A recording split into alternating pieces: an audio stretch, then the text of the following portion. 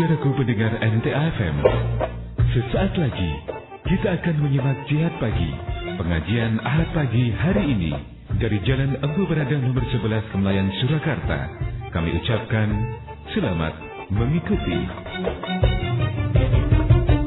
Mari dimulai. Bismillahirrahmanirrahim. Ada pertanyaan dari brosur? Ada, Ustaz. Dari brosur halaman 5, hadis yang kedua. An Ibnu Abbasin anna Rasulullah sallallahu alaihi wasallam khataban nasa fi hajjatil wada'i faqala qad ya'isa syaitanu ayyubada bi ardikum walakinnahu radhiya an yuta'a fi ma siwa dzalika mimma tahaqaruna min a'malikum fahdharu ya ayuhan nas. Inni qad taraktu fikum ma ini atasamtum bihi falan tadillu abada. Kitaballahi wa sunnata nabiyhi. Inna kulla muslimin akhul muslimi al muslimuna ikhwatun wala yakhillu limri'in min mali akhihi illa ma a'tahu anti binafsin wala tadlimu wala tarji'u min ba'di kuffaran yadribu ba'dukum riqaba ba'din. Rawahul Hakim. Dari Ibnu Abbas bahwasanya Rasulullah sallallahu alaihi wasallam pernah berkhutbah kepada orang banyak di kala haji wada. Beliau bersabda, sesungguhnya syaitan telah berputus asa bahwa ia akan disembah di tanahmu ini. Tetapi ia puas ditaati pada selain demikian, yaitu dari apa-apa yang kalian anggap remeh dari amal perbuatan kalian. Maka hati-hatilah kalian, hai para manusia. Sesungguhnya aku telah meninggalkan untuk kamu sekalian apa-apa yang jika kamu sekalian berpegang teguh kepadanya, niscaya kalian tidak akan sesat selama-lamanya, yaitu kitab Allah dan sunnah nabinya. Sesungguhnya setiap orang Islam adalah saudaranya orang Islam. Orang-orang Islam itu adalah saudara. Tidak halal seseorang mengambil harta saudaranya kecuali apa yang ia berikan dengan senang hati. Dan janganlah kalian berlaku zalim. Dan sepeninggalku nanti janganlah kalian kembali menjadi kafir. Sebagian kalian memenggal leher sebagian yang lain. Hadis riwayat Al-Hakim. Ini mohon penjelasannya, Ustaz. Yang dijelaskan yang mana? Semua. Jadi ini Rasulullah SAW memberikan penjelasan kepada kita semualah, pada umat Islam. Jadi ketika Islam belum tersebar, belum didakwahkan dari Rasulullah saat itu, orang-orang Arab sana atau kebanyakan manusia menyembah patung, berbuat syirik, menyembah berhala, menyembah patung, menyembah setan kan. Setelah Islam didakwahkan, disebarkan, masuk di hati manusia, setan berputus asa untuk menjadikan orang-orang menyembah setan lagi, menyembah patung lagi. Artinya sudah sulit. Orang Islam suruh menyembah patung kan sulit. Ya. Jadi kalau dulu ketika masih syirik belum Islam, sesembahnya batu. Patung-patung itu. Nah setelah jadi orang Islam, tidak mau lagi menyembah patung. Nah, menyembah patung, menyembah batu, akhirnya itu menyembah setan hakikatnya. Nah, setan merasa berputus asa untuk ditaati oleh orang-orang yang sudah Islam itu. Namun demikian, setan masih mempunyai cara lain dan dia merasa puas, ya, menjadikan orang Islam ini menganggap remeh apa-apa yang kalian anggap remeh dari amal perbuatan kalian. Artinya, menganggap orang Islam ini, ya, atas bujukan setan, menjadikan orang Islam itu beramal, memandang suatu amal perbuatan itu remeh.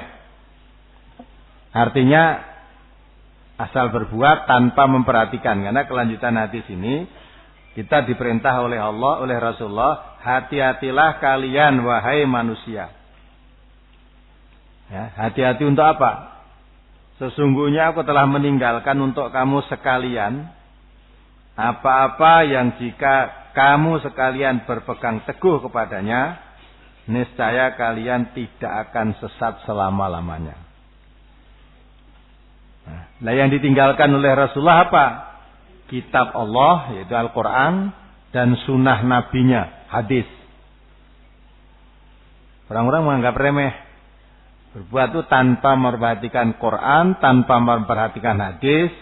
Dia berbuat, malah ya, perbuatan itu kalau sudah dilakukan walaupun tidak sesuai dengan Quran dan hadis, karena sudah senang dengan perbuatan itu, sudah bertahun-tahun, sudah mendarah daging dilakukan, diluruskan, disesuaikan dengan Al-Quran dan hadis, itu tidak mau. Malah Quran hadisnya yang ditolak. Wa idza qila lahum, wa idza qila lahum, bagaimana itu? Nah, bukan itu. Bukan. Coba dibaca itu ayatnya aja. Nah, kalau tidak, kebetulan lupa itu. Itulah yang mana apabila dipanggil untuk mengikuti Al-Quran dan Sunnah, qalu, ya itu ya, bal nattabi'u ma alfaina alaihi aba'ana. Bal nattabi'u ma alfaina alaihi aba'ana. Awalokana aba'uhum la yaqiluna say'an wa la yahtadun. Jadi kalau dipanggil untuk mengikuti tuntunan Quran dan Sunnah, itu tidak mau. Jawabnya apa? Cukup saya mengerjakan apa yang saya dapati dari nenek-nenek moyang kami mengerjakannya. Allah katakan, lah kalau nenek-nenek moyangmu dulu itu tidak mengerti kebenaran dan tidak mendapat petunjuk, apa juga akan kamu ikuti? Nah, itu suatu perbuatan syirik, tapi menganggap remeh, surah apa-apa, ini tidak apa-apa. Ya kan? Orang Islam kalau mau ibadah, tawaf itu di Masjidil Haram, bukan di Mangkunegaran. Bentar lagi kamu lihat apa yang saya katakan ini. Ya. Yang melakukan itu kira-kira ada orang Islam apa tidak? Hampir semuanya orang Islam. Tapi mengapa mereka meninggalkan itu sulit? Ya, menganggap hal itu dianggap remeh aja, serapopo mau ngene rapopo. Diajak balik kepada tuntunan Quran dan Sunnah bahwa itu perbuatan syirik, dia tetap bapak-bapakku, mbah-mbahku dhisik yo ngene kok. Maka sekalipun mbahmu dulu, bapakmu dulu tidak mengerti tunjuk, tidak mengerti kebenaran, apa kamu turuti juga? Jadi agama itu bukan agama nenek moyang. Kita jadi orang Islam itu bukan mengikuti bapak, bukan mengikuti nenek moyang, tapi diperintahkan untuk mengikuti Allah dan Rasul.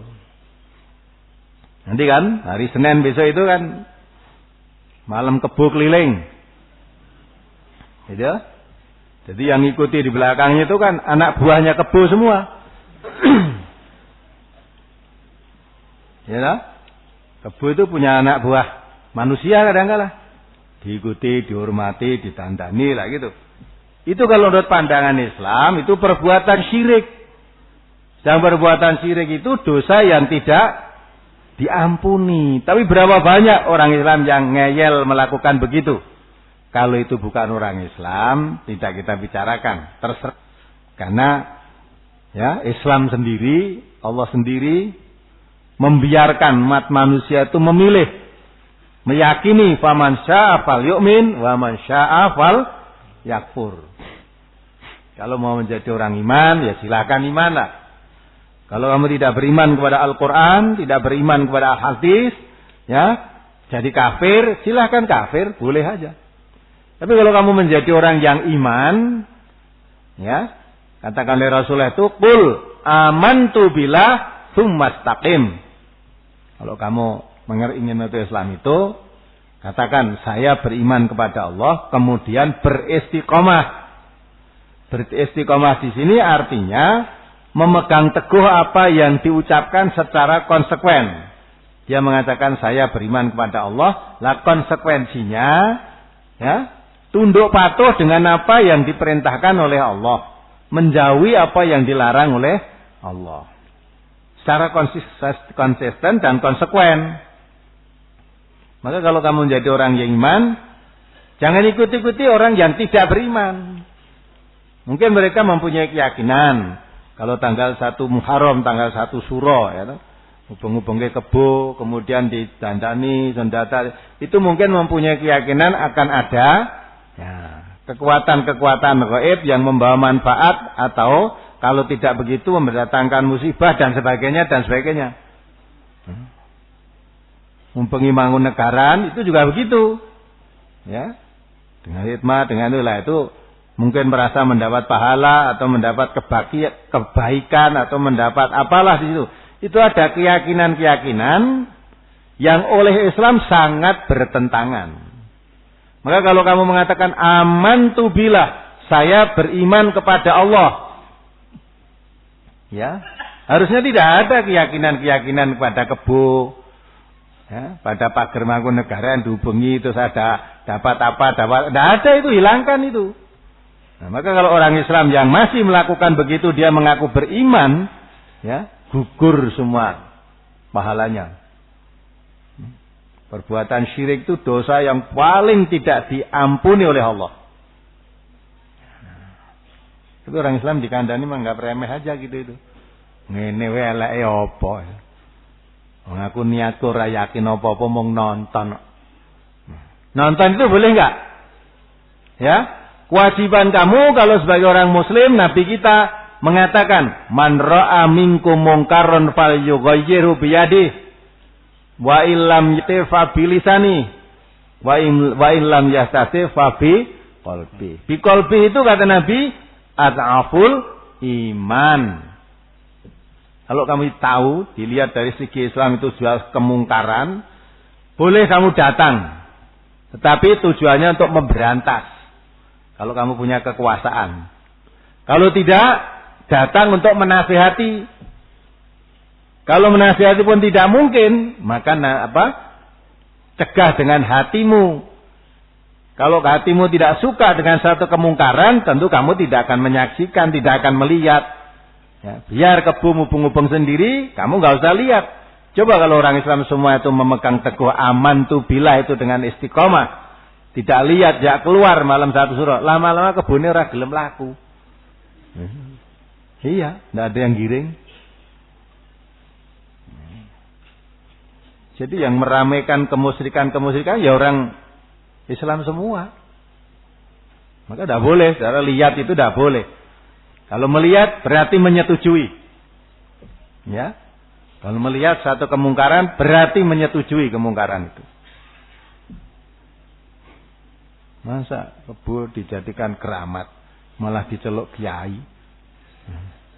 Iya kan? Kadang-kala keliru dengan Ketua Majelis Ulama Surakarta.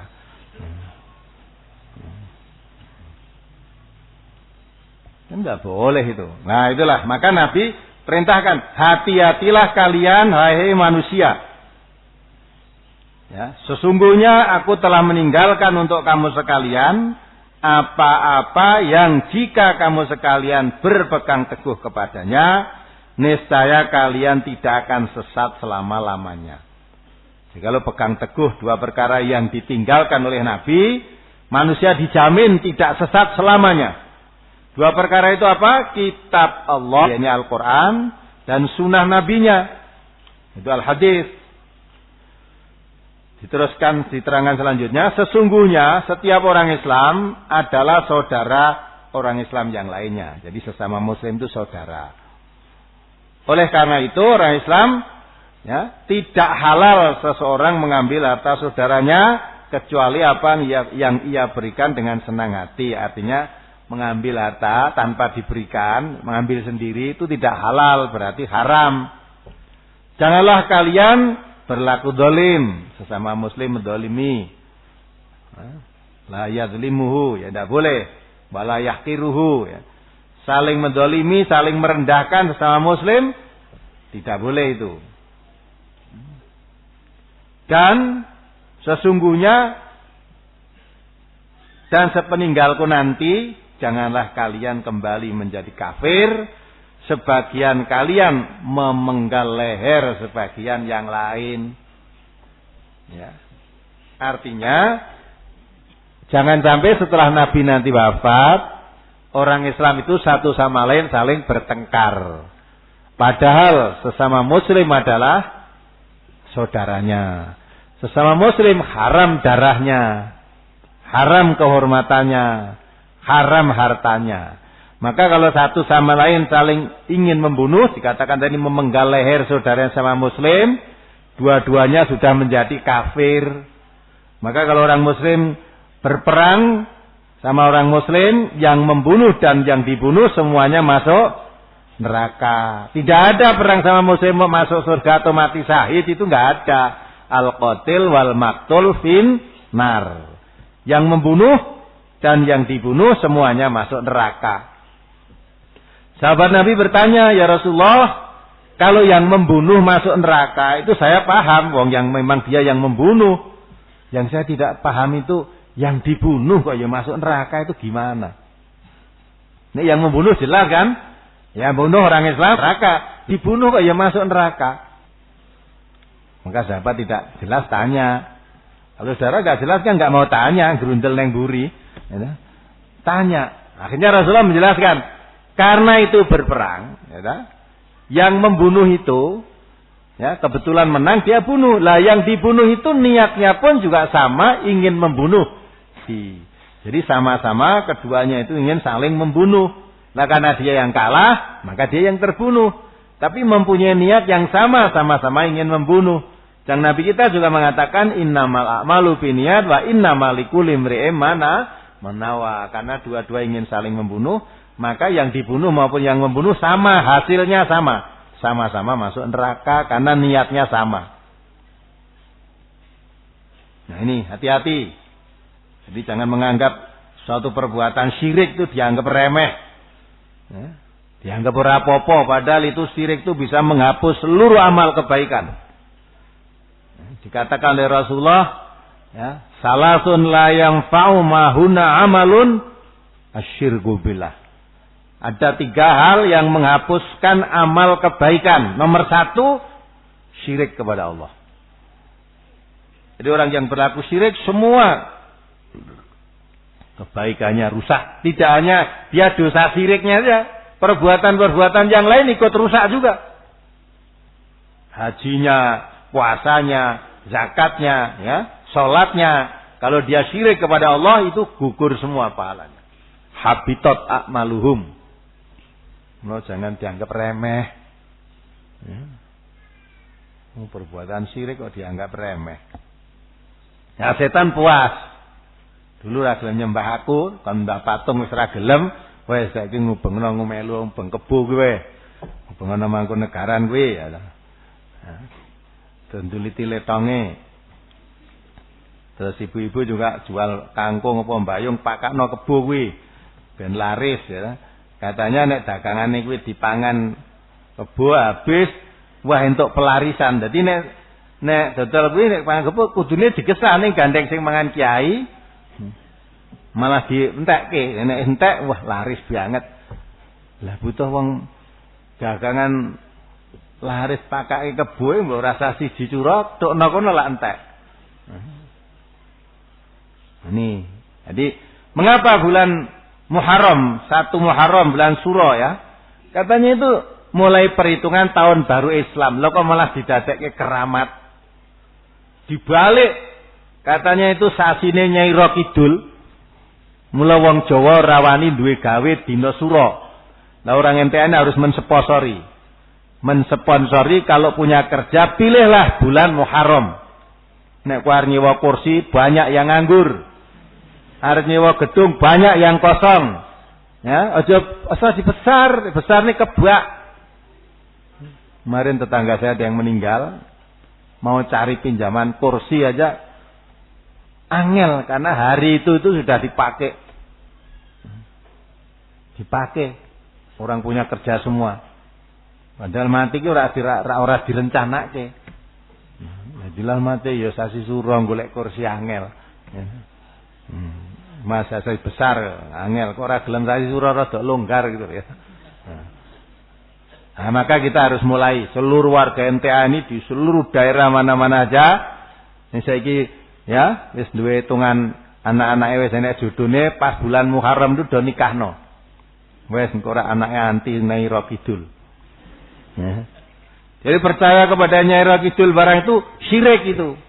Nyai Ro Kidul itu ndak ada. Ratune Segoro Kidul ora enek.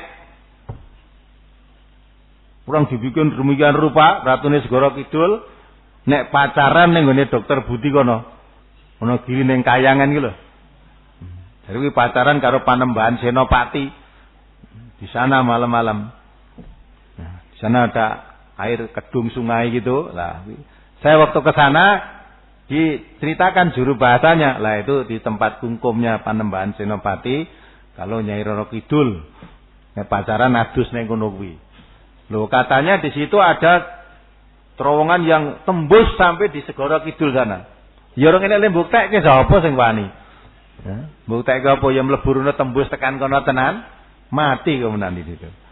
Nah, itu cerita-cerita begitu tuh diyakini.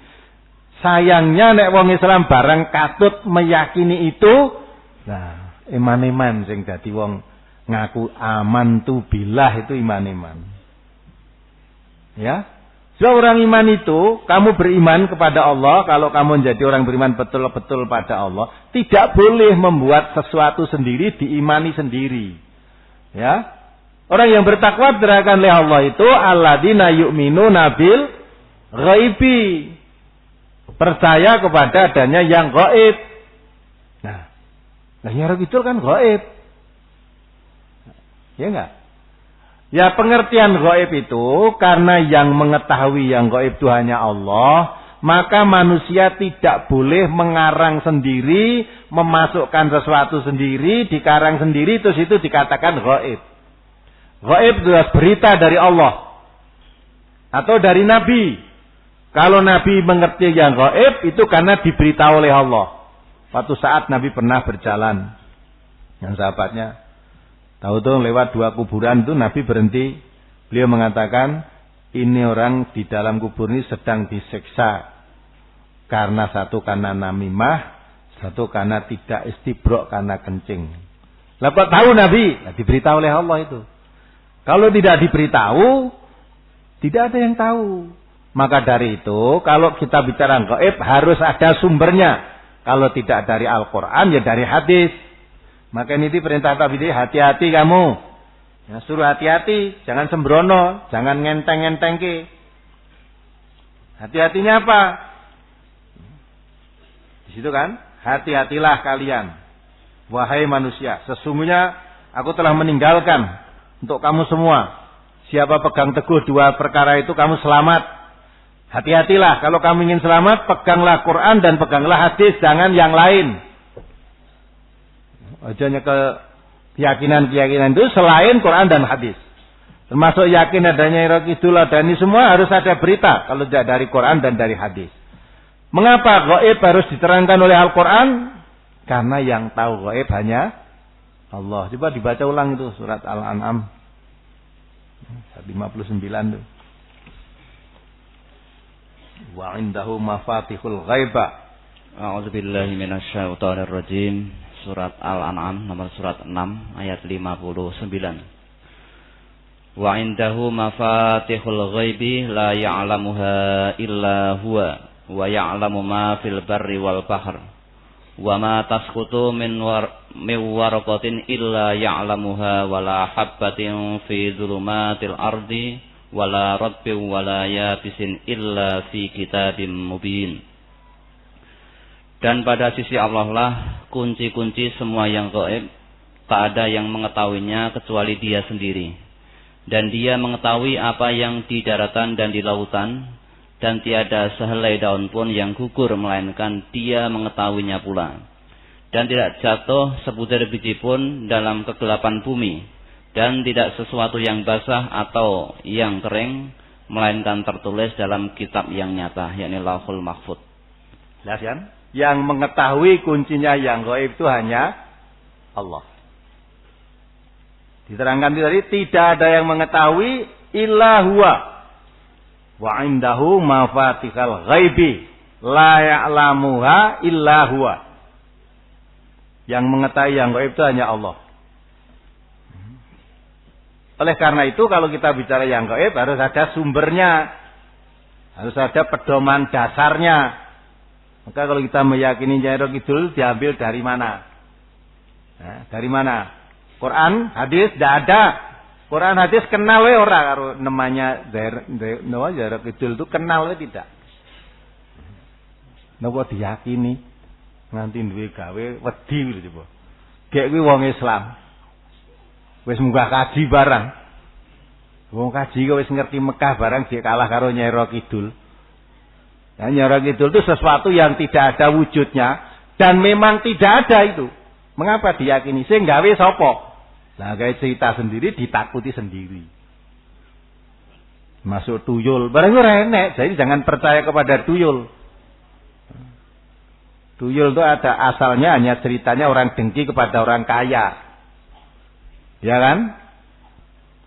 Seneng karo wong sugih. Lah, dilalah hutang.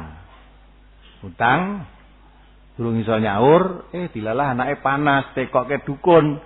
Wah, lah kuwi dipangan pesugihane kae, kuwi ndek utang pira?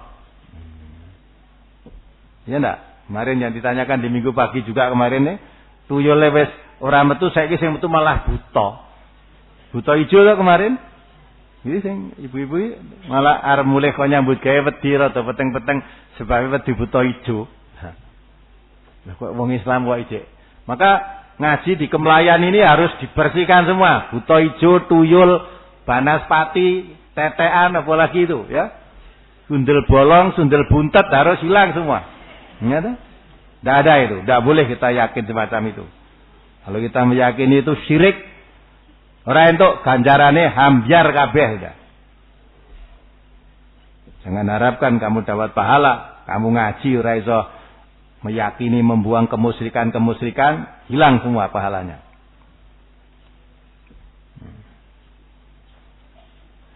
Ya, ini yang kamu tanyakan. Jadi tidak boleh, kita harus hati-hati beramal, jangan menganggap remeh tuntunan Allah, tuntunan Rasul.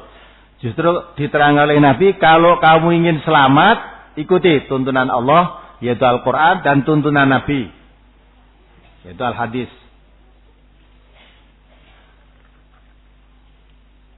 Terus coba untuk menyambung itu, halaman terakhir dibaca hadisnya. Anil Irbad ibni Sariyah qala sallalana Rasulullah sallallahu alaihi wasallam salat as-subhi summa aqbala alaina fa wa'adana mau'izatan wajilat minhal qulub wa zarafat minhal uyun faqulna ya Rasulullah ka'annaha mau'izatu muwaddi'in fa ausina qala usikum bitaqwallah was-sam'i wat-ta'ati wa in ummira alaikum abdun habasyun fa innahu man ya'is minkum fa sayara ikhtilafan katsira fa alaikum bisunnati wa sunnatil khulafa'ir rasyidin al mahdiyyin addu 'alaiha bin nawajizi wa iyyakum wa muhdatsanil umuri fa inna kulla bid'atin dhalalatun. Rawahul Hakim. Dari Al-Irbad bin Sariyah, ia berkata, Rasulullah sallallahu alaihi wasallam pernah salat subuh bersama kami. Kemudian beliau menghadap kepada kami, lalu beliau menasihati kami dengan nasihat yang menggetarkan hati dan meneteskan air mata. Maka kami berkata, ya Rasulullah, ini seolah-olah nasihat perpisahan. Maka berpesanlah kepada kami. Beliau bersabda, aku wasiatkan kepada kalian agar bertakwa kepada Allah, mendengar dan taat, sekalipun yang terangkat menjadi pemimpin kalian adalah seorang budak dari Habasyah. Sesungguhnya barang siapa yang masih hidup di antara kalian, maka akan melihat perselisihan yang banyak. Maka wajib atas kalian berpegang teguh kepada sunnahku dan sunnah para khulafa'ur rasyidin al-mahdiyyin. Gigitlah dengan gigi geraham. Jauhilah perkara-perkara ibadah yang baru, karena setiap fitnah itu sesat. Paham gak itu? Jadi kita supaya hati-hati di dalam berbuat itu sampai apa pesan Rasulullah itu alaikum bisunati wa sunnatil khulafa rasyidin al mahdiyyin. Pegang teguh sunnahku dan sunnah sahabat-sahabatku yang mendapat petunjuk. Terus diterangkan oleh beliau, gigitlah sunnah Nabi tadi, digambarkan pegang teguh, gigit dengan gigi geraham, kenceng, jangan dilepas. Ditambah lagi diterangkan itu, semua perbuatan yang tidak nurut apa yang dicontoh oleh Nabi, masalah ibadah ini ya, itu termasuk suatu perbuatan bid'ah. Bid'ah. Diterangkan di itu adalah suatu perbuatan yang bid'ah. Maka itu supaya kita jauh dari perbuatan bid'ah, pegang teguh sunnah Nabi, sunnah khulafa ar-rasyidin. Nah, segala yang bid'ah itu artinya suatu bentuk ibadah yang baru, yang pada zaman Nabi, pada zaman sahabat Nabi tidak pernah dilakukan. Terus sekarang melakukan, ada orang melakukan itu yang tidak dilakukan oleh Nabi. Lah ibadah yang tidak dilakukan oleh Nabi, oleh sahabat Nabi, itu disebut bid'ah. Lah bid'ah itu ganjarannya piro? Kullu bid'atin dhalalah wa kullu dhalalatin finnar. Perbuatan bid'ah jangan mengharap pahala. Tapi pahala itu, bid'ah itu suatu perbuatan yang membawa pada kesesatan. Setiap yang sesat tempatnya di neraka. Maka hati-hati jangan menganggap remeh. Gawe karangan-karangan dhewe, diamalkan dhewe, dikira-kira dhewe, ganjarane semene. Nah, kalau perbuatan itu bid'ah jangan mengharap pahala, dapatnya dosa, masuk neraka. Coba diulang kembali 123 An-Nisa itu. Ora entuk kene gawe cara dhewe ibadah dhewe terus diitung dhewe ganjarane semene. Nah, ndak bisa. Gandeng ganjarane oke sakmene, sebagian untuk saya, sebagian saya kirimkan simbah. Nah, ndak ada aturan begitu itu. Ayo coba dibaca. Surat An-Nisa nomor surat 4 ayat 123. Laisa bi amaniyikum wala amaniyi ahlil kitab. May ya'mal su'an yujza bihi wa la yajid lahu min dunillahi waliyyan wala nasira. Pahala dari Allah itu bukanlah menurut angan-anganmu yang kosong dan tidak pula menurut angan-angan ahli kitab. Barang siapa yang mengerjakan kejahatan, niscaya akan diberi pembalasan dengan kejahatan itu, dan ia tidak mendapat pelindung dan tidak pula penolong baginya selain dari Allah. Ya enggak? Jadi perbuatan jabatan pahala itu bukan menurut angan-anganmu yang kosong dan bukan menurut angan-angan ahli kitab. Artinya kita membuat cara sendiri ibadah loh ini ya, yang tidak dicontohkan Nabi, tidak pernah dilakukan oleh sahabat Nabi. Kita membuat cara sendiri terus mengatakan kalau kamu membaca ini sekian puluh ribu kali ganjarannya sekian. Kalau kamu berbuat begini ganjarannya sekian. Entuk mengendi kok iso ngarani ganjaran barang. Dari mana? Kalau tidak diterangkan dalam Al-Quran, tidak diterangkan dalam Al-Hadis, kita berbuat begitu, ngira-ira dewe, berarti kan itu mengira-ira. Maka Allah mengatakan jangan pahala dari Allah itu jangan menurut angan-anganmu sendiri. Atau untuk angan-angan ahli kitab. Jadi semua perbuatan yang mendatangkan pahala, semua yang mendatangkan dosa itu sudah dijelaskan oleh Allah lewat nabinya. Maka termasuk ibadah yang tidak contohkan Nabi tadi, jangan ngarep-arep ganjarannya sepiro, tapi jelas kullu bid'atin dhalalah. Nabi kita mengatakan semua ibadah yang baru yang tidak diajarkan Nabi itu bid'ah. Wa kullu dhalalatin finnar. Ya, semua yang bid'ah itu sesat dan semua yang sesat itu adalah masuk neraka. Maka hati-hati, pegang teguh Quran dan Sunnah. Apalagi masalah ibadah harus lihat contoh. Maka ada kaidah al-aslu fil ibadati al-ittiba. Ya, asalnya ibadah itu hanya mengikut itba. Tidak boleh kita membuat sendiri. Hanya mengikut siapa? Mengikut Nabi. Maka kalau Nabi tidak mengerjakan satu perbuatan ibadah seperti itu, jangan kita melakukannya. Itu kalau kita melakukan ibadah yang tidak Nabi, itu namanya bid'ah, membawa ke neraka.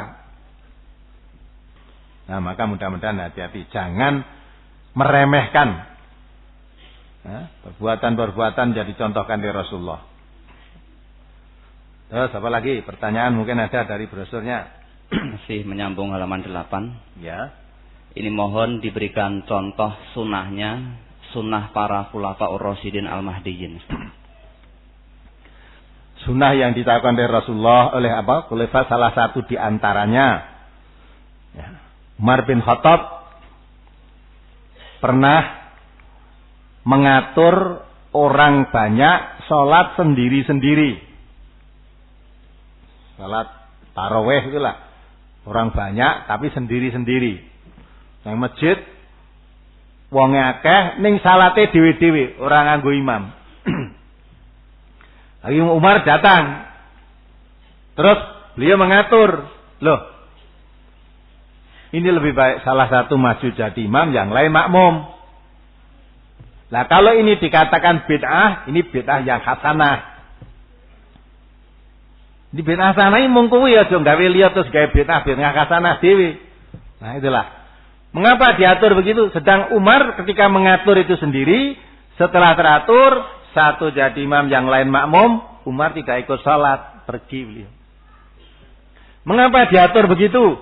Lah kene ngopo? Kowe wong akeh kok dadak dhewe wong Nabi salat jamaah tarawih itu ya boleh kok. Nabi pernah melakukannya. Lah kamu orang banyak kok sendiri-sendiri, maka diatur. Mengaturnya itu kalau itu dikatakan bid'ah hasanah. Nabi tidak pernah mengatur begitu. Tapi mengapa Umar mengatur? Maka inilah itu dapat izin oleh Rasulullah mengikuti jejak para sahabat. Boleh itu dilakukan. Jadi apa yang dilakukan oleh sahabat-sahabat Nabi itu boleh dilakukan oleh umatnya, oleh umat Islam. Seperti juga Bilal, Nabi tidak mengetahui kelebihannya Bilal itu apa. Ternyata Bilal kok dikabarkan oleh Allah kepada Nabi bahwa Bilal itu menjadi penghuni surga. Nabi memperhatikan kelebihannya apa Bilal ini kok masuk surga. Bilal itu bekas budak padahal.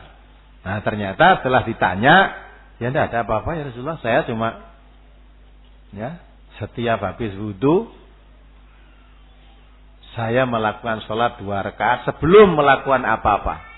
Nah disebut terkenal dengan sholat tahur. Nah, sholat tahur itu tidak dilakukan Nabi, tapi dilakukan oleh sahabat Nabi. Maka kalau saudara mau melakukan sholat tahur, walaupun Nabi tidak melakukan, boleh. Karena itu dilakukan oleh sahabat Nabi. Apalagi? Halaman 6, hadis yang kedua. An Abi Hurairah an Nabi sallallahu alaihi wasallam qala da'uni ma taraktukum innama halaka man kana qablakum bi su'alihim wa ikhtilafihim ala anbiya'ihim fa iza nahaitukum an syai'in fastanibuhu wa iza amartukum bi amrin fa'tu minhu mastata'tum. Rawahul Bukhari. Dari Abu Hurairah radhiyallahu an, dari Nabi sallallahu alaihi wasallam beliau bersabda, biarkanlah saya memberikan apa-apa yang kutinggalkan kepada kalian. Sesungguhnya telah binasa orang-orang sebelum kalian disebabkan tuntunan mereka dan tuntutan mereka dan penentangannya kepada nabi-nabi mereka. Karena itu apabila aku melarang kalian dari sesuatu, maka jauhilah dia. Dan apabila aku memerintahkan sesuatu perkara kepada kalian, maka laksanakanlah perintah itu dengan semaksimalmu. Ini mohon penjelasan pada kata semaksimalmu dan bagaimana pula implementasinya, Ustaz. Jadi semaksimal itu maksudnya apa? Sekuatnya, bukan semaunya. Sekuatnya. Kalau misalnya kita mampu, gambarkan yang gampang ya, kita wis angkatan sak kuatmu. Nah, kalau kita mampu mengangkat 1 kuintal, ya sak kuintal ku ya jaga jane kuasa kita mengangkat 10 kilo. Nah, jadi belum maksimal. Maka kalau Allah perintahkan sesuatu, laksanakan maksimal. Sholat wajib itu perintahnya dengan berdiri. Maka harus diusahakan semaksimalnya sholat itu berdiri. Nah, kalau usaha maksimal ternyata tidak mampu berdiri, baru boleh duduk. Nah, Anda kok salat kok, lho kok salat karo lungguh. Ya. Nah, salat duduk kan ya boleh. Boleh nek kowe ora iso ngadeg.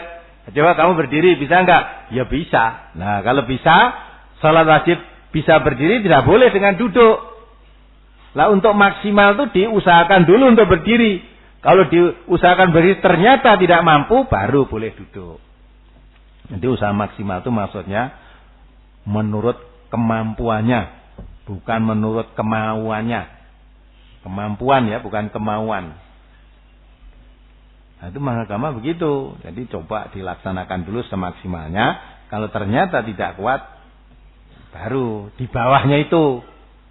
Maka kalau kamu berdiri tidak kuat, duduk pun tidak kuat, berbaring gitu. Tidak boleh tinggalkan. Jangan sampai kok ora salat, tapi yang ngadeg gemeter aku ya. Ngadeg gemeter aku atau ora salat. Padahal perintahnya agama mati laksanakan semaksimalmu. Nek kowe ora iso ngadeg ya karo lungguh. Nah, kalau lungguh malah muntah-muntah karo turu. Nek karo baring gitu loh. Nah, itulah pengertian maksimal. Sak kuatmu gitu loh. Apalagi pertanyaan yang tertulis dari brosur sementara cukup. Yang lain enggak ada? Yang langsung dari brosur dulu. Mari kalau ada dari brosur langsung saya beri kesempatan dulu. Kalau tidak ada, kita jawab pertanyaan yang lain. Ini sedikit saya tandaskan lagi tentang perbuatan syirik. Yang puncak kemusyrikan orang Jawa nanti 1 Muharram itu. Yang hadir ini jangan sampai tampak hidungnya nanti ikut ngiring kebu. Aja nek sing nonton wae aja. Jangan. Kalau orang Islam tuh kompak semua. Wah, ini panjen ngompake wong Islam yo angel. Angel. Sulit ngumpulkan orang Islam itu. Kalau orang Islam semua itu Muharram itu tidak ikut keluar, kota Solo ini sepi. Wah malah sokon desa-desa ado-ado kono jam 4 wis mangkat to. Mlaku. Dadi kabeh tukane ning Solo kene. Mung butuh apa ndelok kebo ya. Aja wae butuh ndelok kebo jane kebo mdina ning alun-alun utawa sok dolan dhewe mbok rasa ngenteni siji sura. Nonton lho. Ane Mangkunegaran barang kuwi. Terus ngedeke apa ngumbai keris apa-apa macam. Itu silakan saja. Kalau bukan orang Islam enggak usah kita rembuk, enggak usah kita bicarakan. Itu memang keyakinan mereka. Tapi kalau orang Islam ikut meyakini keyakinan-keyakinan bukan cara Islam, itu namanya perbuatan syirik. Eman-eman olehmu dadi wong Islam. Salate ora kanggo, posone ora kanggo, hajine ora mabrur, malah mardut, wis kentekan duit. Apa yang diharap? Yang diharapkan apa? Nah, inilah, maka jangan remeh-remeh. Jadi saya harapkan nih seluruhnya. Nah, itu samping itu Allah perintahkan, ku anfusakum wa ahlikum. Nah, aja mung kowe tok sing ora teko nonton kebo mubeng kuwi sok. Anak-anakmu jaga kabeh, keluargamu dijaga semua. Jadi anaknya, istrinya, keluarganya jangan ikut keluar. Jangan ikut keluar. Biar mubeng-mubeng itu rasa ditonton. Nanti lama-lama kan punah. Iya enggak? Lama-lama punah. Kalau itu wah malah jadi gede itu. Jadi acara-acara kemusikan itu kan budaya, boleh budaya silahkan. Tapi kalau budaya mengandung kemusyrikan, orang Islam tidak boleh berbudaya yang mengandung kemusyrikan. Budaya Mesir kuno dulu, Sungai Nil itu sungai yang sampai dianggap itu yang menghidupi semua orang Mesir untuk pengairan, untuk segala itu. Nah, maka itu perlu diopeni, perlu dirawat, perlu disajeni. Nah, di sana ada acara tiap hari-hari tahun-tahun tertentu, entah tahun sekali, beberapa kali ada minta pajak. Lah, pajaknya orang Mesir atau Sungai Nil itu dicarikan putri yang paling cantik. Jadi nek apa itu? Kontes dulu Ratu Ayu lah, sing paling ayu kuwi dijikuk cemblongke neng Sungai Nil untuk pajak. Nah kuwi nek ora, wah kuwi iso nek Sungai Nil sing jaga Sungai Nil marah, airnya bumpot mati kabeh wong sak Mesir itu. Mula nek duwe anak ayu susah itu. Nah, tapi tidak susah karena keyakinannya kuat, sing kepilih didadekke tumbal ning nggon Sungai Nil itu malah dia anggapannya mempunyai perasaan mempercepat masuk surga. Ada mlebu kali. Nah itu budaya yang sesat harus ditinggalkan. Konon kabarnya sekarang bukan putri ayu, sekarang dibikin boneka lah ya. Jadi nyeploke kono saiki jare boneka. Jadi sing mbau reksa Sungai Nil iso dihapusi saiki. Dadi hapusi. Lah nek basa ngapusi ngono kuwi ya toh? Orang Jawa sudah kulino kuwi. Ya. Ngrene cah tiba ning perapatan itu loh. Wah, katanya ditebusi. Tebusannya jare kebun danu, bukan kebo bule, bukan. Kebun danu golek kebo angel, golek tuntut gedang, disikili, terus dorere injet ditoke perapatan, iku kuwi tebusan. Lah wong sing ngene kok ya wedimen kowe lho. Nah, itu upacara-upacara begitu untuk mencari keselamatan, nah itu syirik. Tidak ada cara selamat seperti itu, nggak ada. Hanya dengan cara Islam lah kamu tidak sesat selama-lamanya. Maka kalau ingin selamat, ikuti Quran dan Sunnah. Ya. Tata cara tinggalkan orang karuan tanpa dalil itu harus tinggalkan. Tinggalkan semua. Kalau orang Islam masih meyakini itu, wes percuma olehmu salat, percuma olehmu ngaji, percuma oleh haji.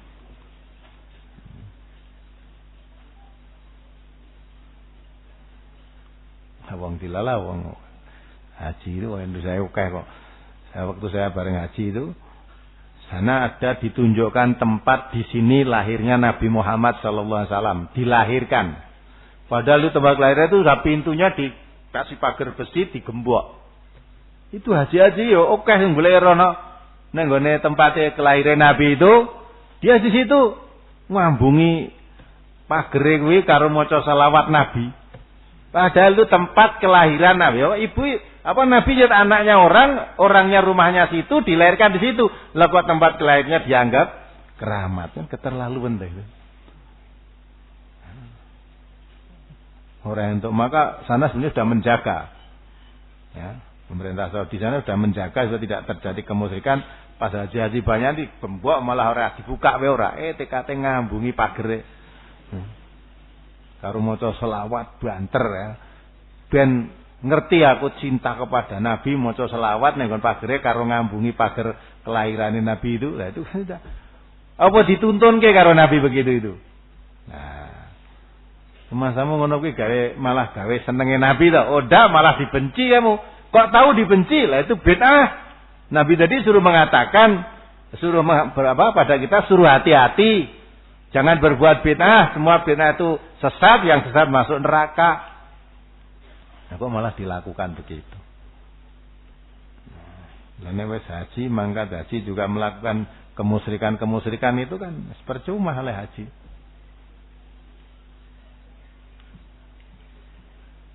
Ya, tidak ada. Kita jawab pertanyaan minggu lalu ya. Sekali lagi saya tekankan ya. Jadi malam Senin, malam apa? Selasa. Seluruh warga MTA ojo metu. Wes nang omah. Kalau mau keluar ada pengajian katanya di mana boleh datangi pengajian. Nek ndak pengajian mulai aja terus bar pengajian, aku mulai pengajian mampir sisan kamu. Nonton ning kebo apa nonton Mangkunegaran itu ya ilahmu ganjaran ning ngajimu ilang ning kono mau no. Rusak semua amalnya jadi. Wis gak seneng kono wong ibu-ibu sepuh-sepuh kon desane mlaku nggawa bayi barang. Gak sing digoleki apa katanya ngalah berkah. Zaman dulu ketika masih ada gajah ya. Saiki siane ora gajah. Wong tua-tua ya nadar, wah sana aku mari anakku tak jak nonton gajah. Tekan kono njaluk kalau seratine kula niku gaul, anak kula niki sakit. Nek mari aja nonton gajah, terus bayar karo ratine dijukukke letong sithik dilelete nggon sirahe. Letong gajah ki lho. Jadi kemusyrikan semacam itu tuh masih banyak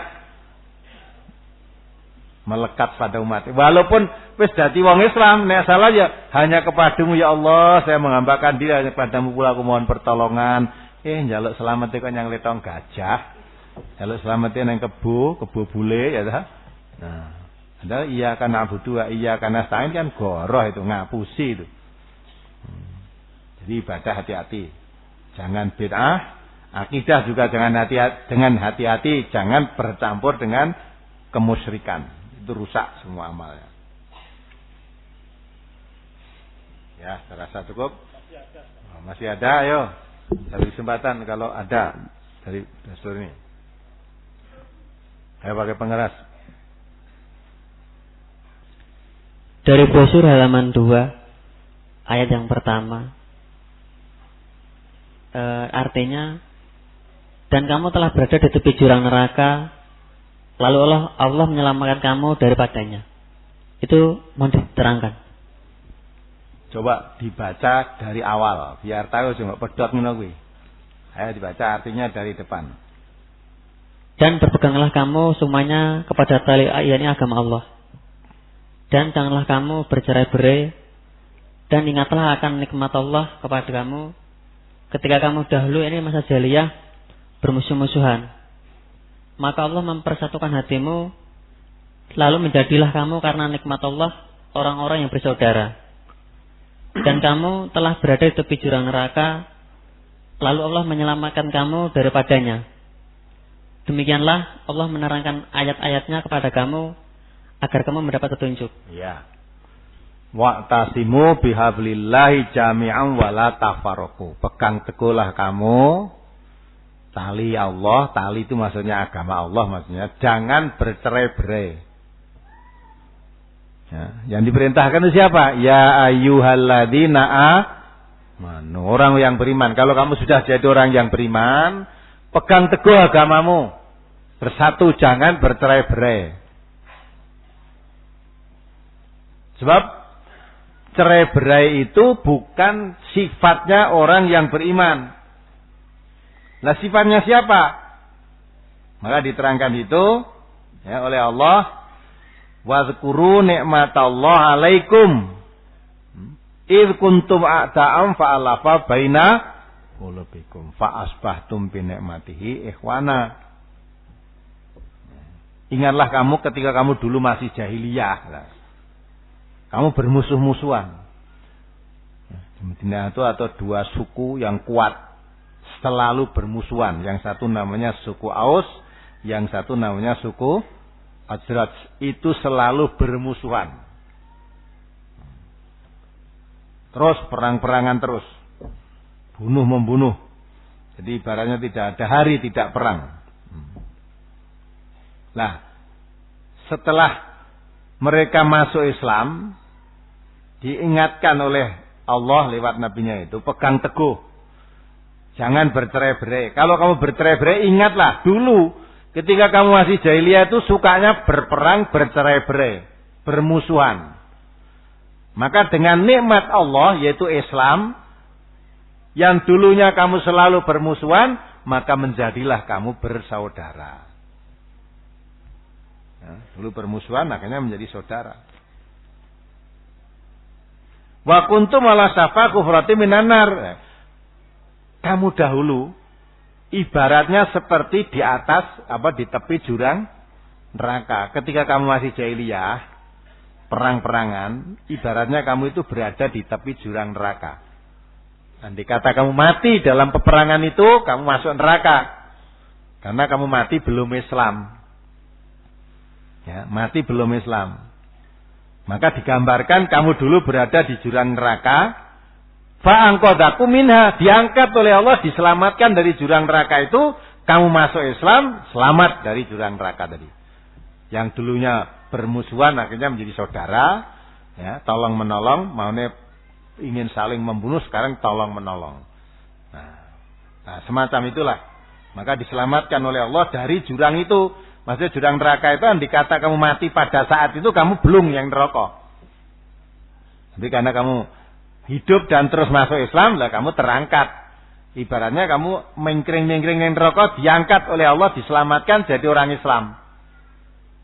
Nah, yang demikian itu diterangkan oleh Allah supaya kamu mendapat petunjuk. Jadi suka bertengkar, berkelahi, bermusuhan itu budaya jahiliyah. Kalau Islam tidak suka. Sukanya Islam itu ta'awanu 'alal birri wat taqwa, tolong menolong kepada kebaikan, tolong menolong kepada ketakwaan. Dan satu sama lain dikatakan oleh Rasul seperti satu tubuh. Sebagian anggota tubuh sakit, seluruhnya sakit. Maka tidak ada menyakiti saudaranya sama muslim, haram hukumnya. Al-muslimu man salimal muslimuna min lisanihi wa yadihi.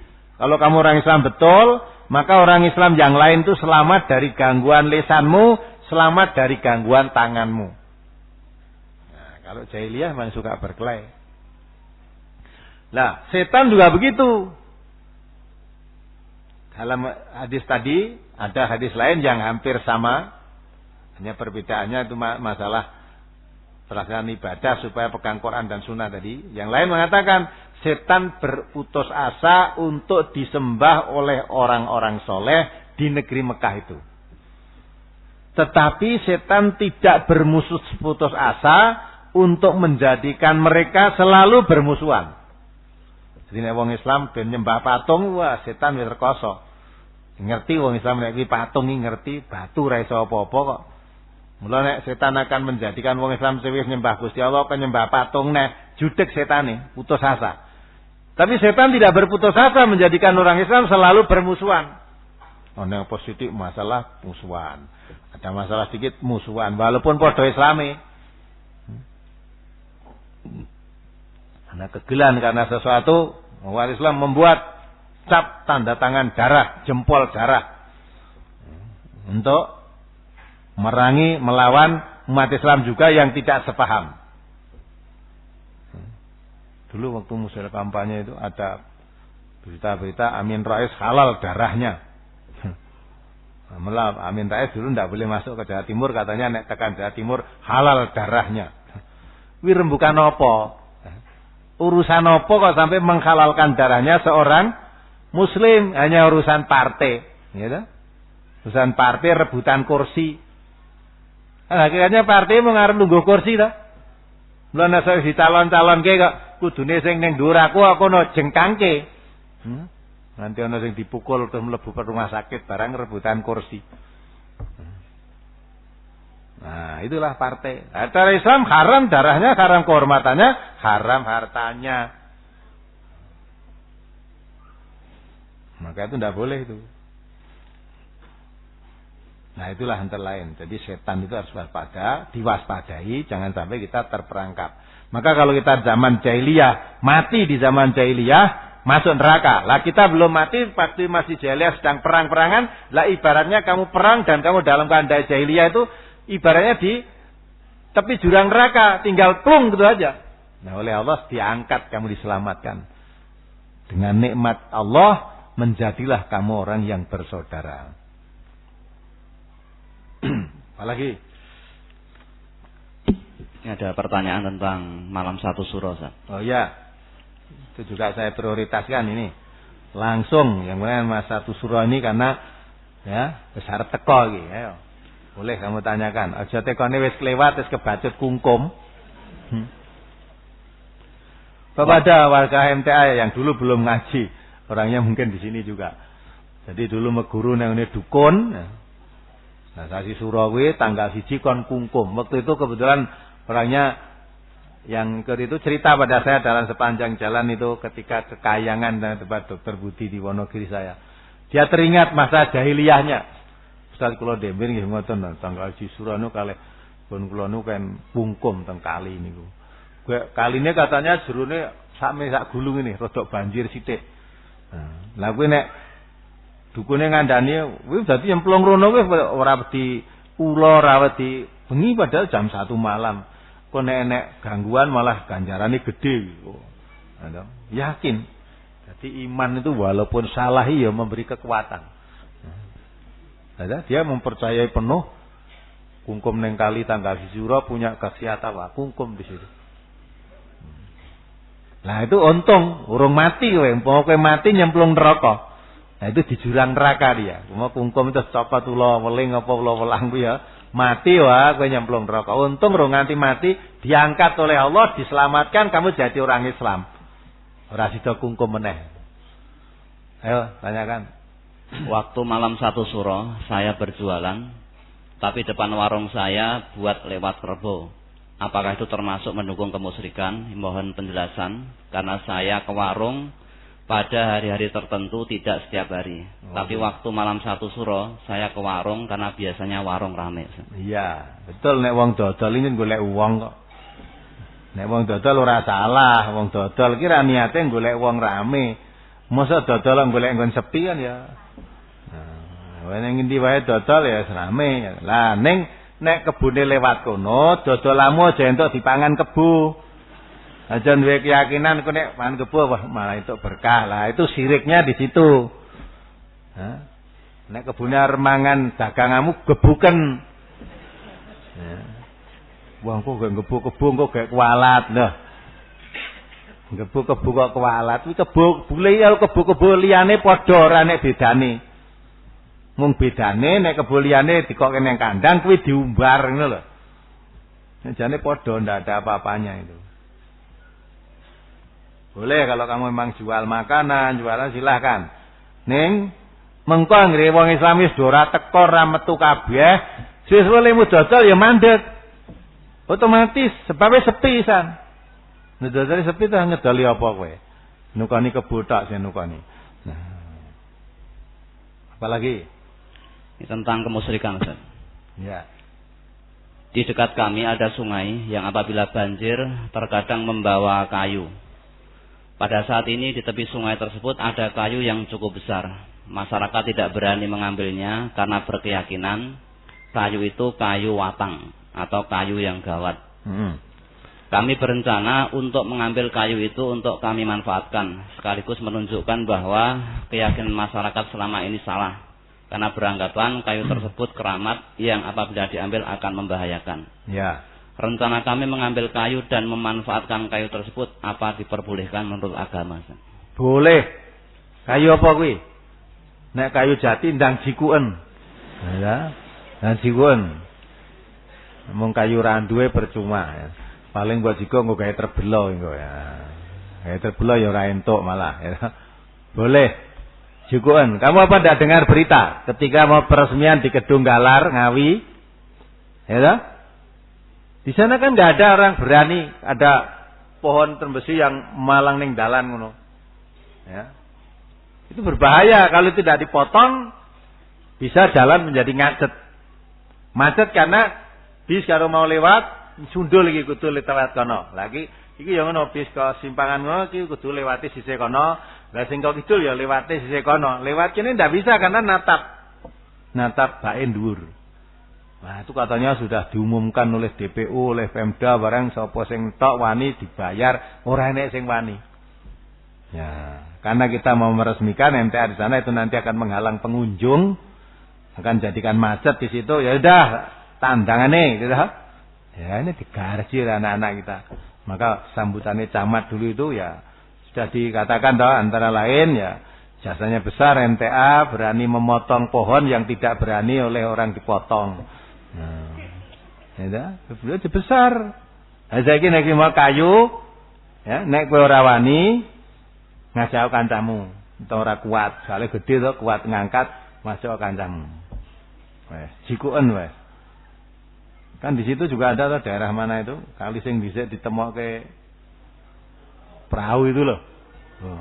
Plupuh, iya katanya kayu-kayu dibesar-besar tidak ada yang berani. Warga MTA rane sing diwedeni. Ambili semua donggo. Waduh, alah gedung MTA Plupuh itu kayunya kayu jikuan kok kaya ngono kabeh. Iya, waktu itu masih belum dia ditumpuk itu wah kayunya bagus-bagus itu. Gede-gede balungane. Jika kok kaliran nek wong wani jika kuwi kok. Malah tak kon golek nek jek tunggale golek ana. Wong payu regane larang kok jikoke wedi.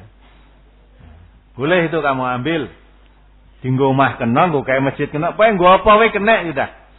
Ndak ada apa-apanya. Aja percaya kayu kena sing tunggu, ora enek. Nek sing tunggu jarin makhluk gaib wong ora ketok wis jikuki wae. Ndak ada makhluk gaib tugase nunggu kayu kayak piye. Boleh itu apalagi?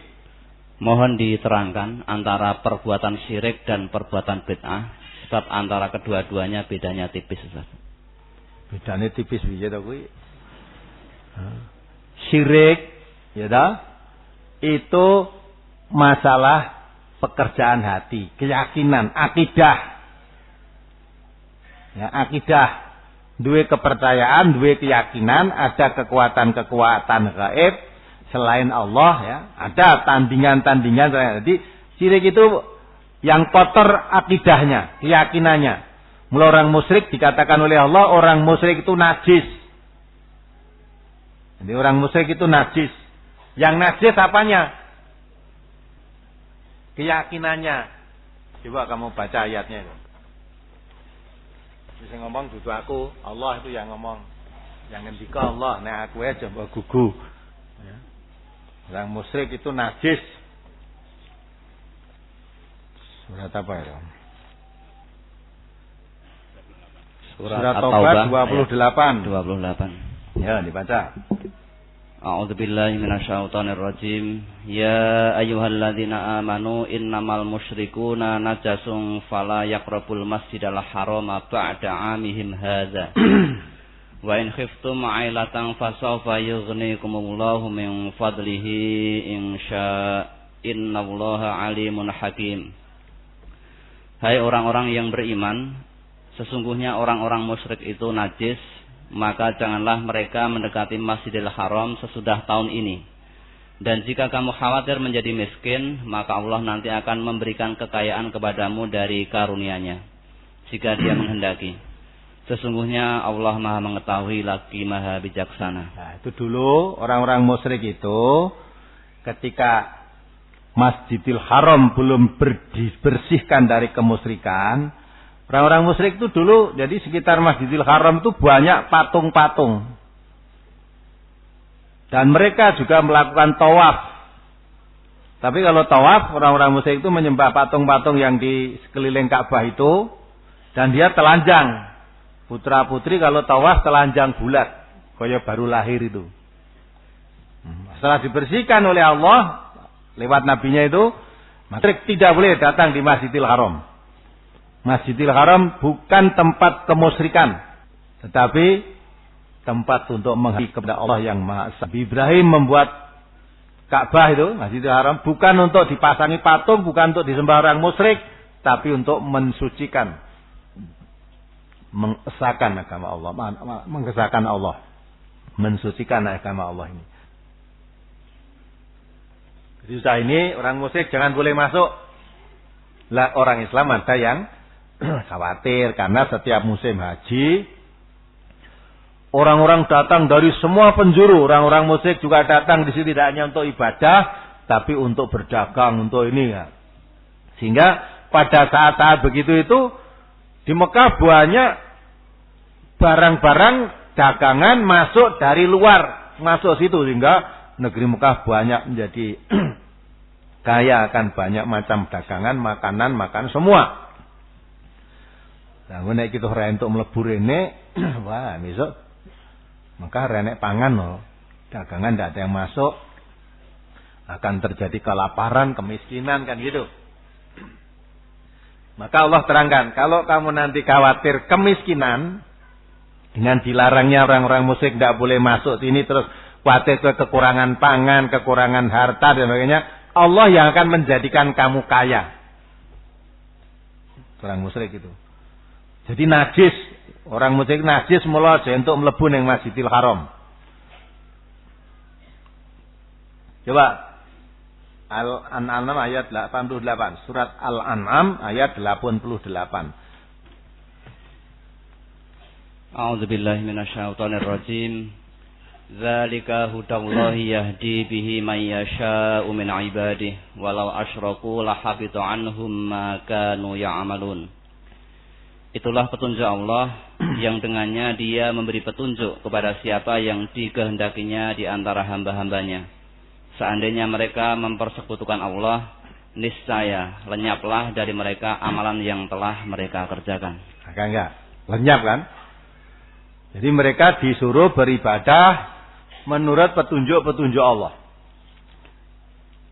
Kalau dia tidak mau mengikuti petunjuk Allah, dia berlaku syirik, melakukan perbuatan kemusyrikan, maka kata Allah, rusaklah semua, lenyaplah semua amal-amal kebaikan mereka. Maka tadi saya katakan, hajine hilang, sholatnya hilang, posone hilang, zakatnya hilang, karena dirusak oleh perbuatan musyrik itu. Jadi sesuai dengan pertanyaan tadi, musyrik itu ada hubungan dengan akidah. Maka orang musyrik najis, yang najis itu akidahnya. Lah kalau bid'ah itu perbuatan ibadah. Ya, perbuatan ibadah. Bentuk ibadah yang tidak pernah dilakukan oleh Nabi, nah itu dilakukan. Nah itu melakukan ibadah yang tidak ada Nabi, itulah namanya perbuatan bid'ah. Ya, jadi ya kembali pada masalah musyrik tadi. Kemudian masalah ibadah itu perilaku ibadah yang tidak pernah dilakukan, tidak pernah dicontohkan oleh Nabi. Nah kalau itu dilakukan, maka ibadah itu yang disebut ibadah yang bid'ah, baru. Sesuatu bentuk ibadah yang baru itulah yang dinamakan bid'ah. Dinamakan baru karena zaman Nabi tidak ada. Lah kalau sekarang ada, nah itu bid'ah. Lah kalau bid'ah bagaimana? Semua perbuatan bid'ah dalam ibadah itu sesat. Semua yang sesat itu tempatnya di neraka. Jadi sama-sama masuk neraka, musyrik dan bid'ah. Hanya perbedaannya, kalau syirik tadi di bidang akidahnya, keimanannya, kalau bid'ah tadi masalah ibadahnya, pelaksanaan ibadahnya. Walaupun itu juga ya, tidak dipisah-pisahkan karena ibadah itu juga termasuk bisa mengandung unsur-unsur kemusyrikan. Kemusyrikannya di mana? Ya, kemusyrikannya ada yang ditaati lebih daripada taat kepada Allah. Sebab Allah memerintahkan, ya, kalau kamu cinta kepada Allah, qul in kuntum tuhibbunallah fattabi'uni. Nabi kita disuruh menyatakan, kalau kamu betul-betul cinta pada Allah, ikuti aku. Masalah ibadah, ikuti aku Nabi itu. Nah, mengikuti Nabi itu yang nyuruh siapa? Allah. Lah orang bid'ah ini tidak mengikuti Nabi, malah mengikuti yang lain. Yang lain yang tidak diperintahkan oleh Allah, malah dikatakan oleh Nabi itu perbuatan yang sesat. Nah, berarti dia lebih suka mengikuti perintahnya orang lain daripada mengikuti perintah Allah. Berarti menuhankan yang lain daripada Allah. Itu ada unsur-unsur syiriknya juga. Maka yang namanya syirik itu bukan hanya menyembah patung, menyembah berhala, menyembah kuburan. Orang beribadah tidak nurut tuntunan itu juga termasuk ada unsur-unsur kemusyrikannya. Kemusyrikannya di mana? Ada yang lebih ditaati daripada taatnya kepada Allah. Terus apa lagi? Di daerah saya biasanya kalau malam 1 Suro diadakan malam tirakatan. Semuanya diundang, isinya biasanya doa-doa, terus makan-makan bersama. Bolehkah saya menghadiri undangan tersebut? Nah, wis ngerti rong.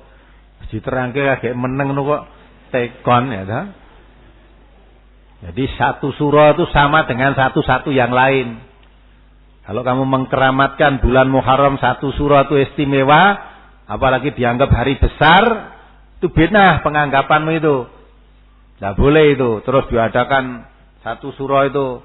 Terus ngenek ke acara selamatan adalah. Selamatan itu syirik. Tidak boleh kita. Orang Islam tidak boleh. Siji Suro wis ben mlaku. Terus gimana?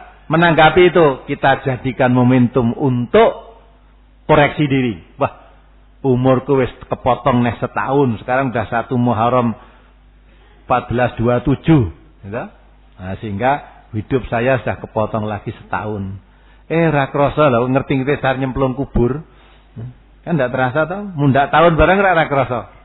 Nah, itu artinya jadikan setiap tambahan tahun itu untuk mawas diri. Sisa umur saya itu masih cukup nggak untuk menutup kekurangan-kekurangan saya? Aja malah sasi sura kaya wong gendeng. Sampai jalan hidup nggak punya tujuan, wirawiri ora karuan, ana sing coklambi, ana sing wah ndak karuan. Seperti orang gentayangan bingung kuwi lho. Iki jane arep nyangen ndi, arep ngopo, bingung ae. Terus dia nengke, ayo sasi sura kisuran, kabeh adang. Terus nggawa ambeng-ambeng dikumpulke ning ngene Mbah Kami tuwa. Terus ning kono didungani, terus mulih. Gomangan dhewe meneh. Lah itu termasuk selamatan itu. Ada kemusyrikannya. Enggak boleh itu. Sekali lagi ya, kalau itu bukan orang Islam silakan. Saya katakan tadi ini tidak boleh, ini fitnah. Itu kita kalau bicara tentang Islam. Ya, seperti yang kamu tanyakan itu, laisa minal Islam. Itu bukan aturan Islam. Maka kalau kamu bukan orang Islam, mau pakai itu silakan. Wong kowe orang Islam. Nek kowe wong Islam nganggo kuwi ngerti ya kuwi dudu ajaran Islam. Bukan berarti saya gedeng sama mereka yang melakukan itu. Tidak, saya hormati, silakan. Arep kenduren silakan. Alhamdulillah kebu melu sudah melu. Kalau kamu bukan orang Islam, nek kamu orang Islam, saya berkewajiban tawasau bil haq, tawasau bis sabr. Itu saya kewajiban mengingatkan saudara-saudara kaum muslimin, wong Islam, kowe aja melu ngono kuwi syirik.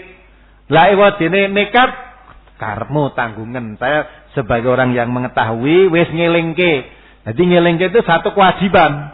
Lah perkara sing dilingke nggugu apa ora urusan dia. Wajiban bagi yang mengingatkan dah selesai. Tapi kalau saya tahu tidak mengingatkan, saya berdosa. Maka untuk mengulangi jangan sampai dosa terjadinya kemusyrikan-kemusyrikan di bulan surah itu, saya ingatkan.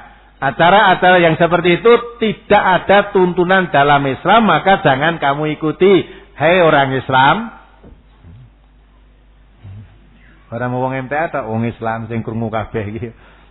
Sebab ini tidak yang dengar hanya di ini tok, di luar-luar di rumah ada yang dengar. Silakan, saya kewajiban saya. Lewat ini nekat karepmu. Tak ingatkan sudah Allah diterangkan dalam surat Al-An'am 88 tadi, nek kowe nekat berbuat syirik, rusak kabeh amalmu, kebaikanmu. Apa lagi? Yang tertulis cukup. Ya, bawa penaan dalam brosur 1 Januari nomor 6. Saya seorang istri yang selalu salah di mata suami apabila saya menegurnya. Terus terang hari Ahad ini membuat saya serba berdosa terhadap suami. Apakah saya berdosa apabila mengajak suami mengaji dulu lalu pergi jagong ke walimaan agar mendapat pahala kedua-duanya? Saya ini wanita lemah yang sebenarnya ingin selalu bersama-sama suami saya dalam mendapatkan pahala. Dosakah saya yang tidak izin pada suami untuk pergi mengaji karena suami tidak ikut mengaji, Ustaz? Mohon doa dari Ustaz agar saya diberikan kekuatan iman. Kalau suamimu, karena kewajiban suami itu ar-rijal qawwamuna 'alan nisa. Memang istri-istri itu tidak pergi ngaji, tidak masalah kalau memang sebagai istri di rumah sudah dituntun oleh suaminya, diajari, dituntun karena suami itu punya kewajiban ku anfusakum wa ahlikum naro, punya kewajiban menjaga istrinya jangan sampai masuk neraka. Maka supaya kamu tidak masuk neraka, ngertikan agama, ning omah diulang agama. Lah kalau di rumah tidak dingertikan agama, mau mencari pengertian agama tidak boleh, ya itu namanya istri yang tidak dituntun kepada jalan yang benar. Ngaji, ngerti agama itu perintah Allah. Orang boleh taat kepada manusia, siapa itu, apa itu suami atau istri, apa orang tua, bapak, ibu, kalau tidak bertentangan dengan perintah Allah. Semua orang Islam diperintahkan mengerti tentang Islam. Monggo golek ngertine Islam ning pengajian. Lah ngaji ora entuk, lah padha karo ora entuk ngerti Islam to. Nek ora entuk ngerti Islam berarti ora ngerti dalan sing bener. Tapi dalan bener ini nggone Islam kuwi. Lah kalau kita bicara Islam, Quran dan hadis. Maka kalau suaminya tidak boleh ngaji tanpa alasan yang benar, istrinya tetap ngaji, tidak salah. Wong nanti di hadapan Allah itu dewe-dewe. Kuwi mau mangkat ngaji. Zaman Rasulullah ada istri malah ninggal pergi suaminya. Ya. Nabi menganjurkan umat Islam hijrah melaksanakan perintah Allah. Ini ada seorang suami diajak masuk Islam, diajak hijrah tidak mau, tinggal oleh istrinya tadi. Ngaji lah bakal mulai. Ya enggak? Kuwi mau malah ditinggal hijrah melu Nabi. Kowe tajak hijrah ra gelem dadi wong Islam wis tak tinggal. Timbang aku kelangan agama, kelangan nabi, pilih kelangan kowe. Dengan suaminya itu. Nah, pilih kelangan kowe. Dibojo ra salat ning go apa kan gitu.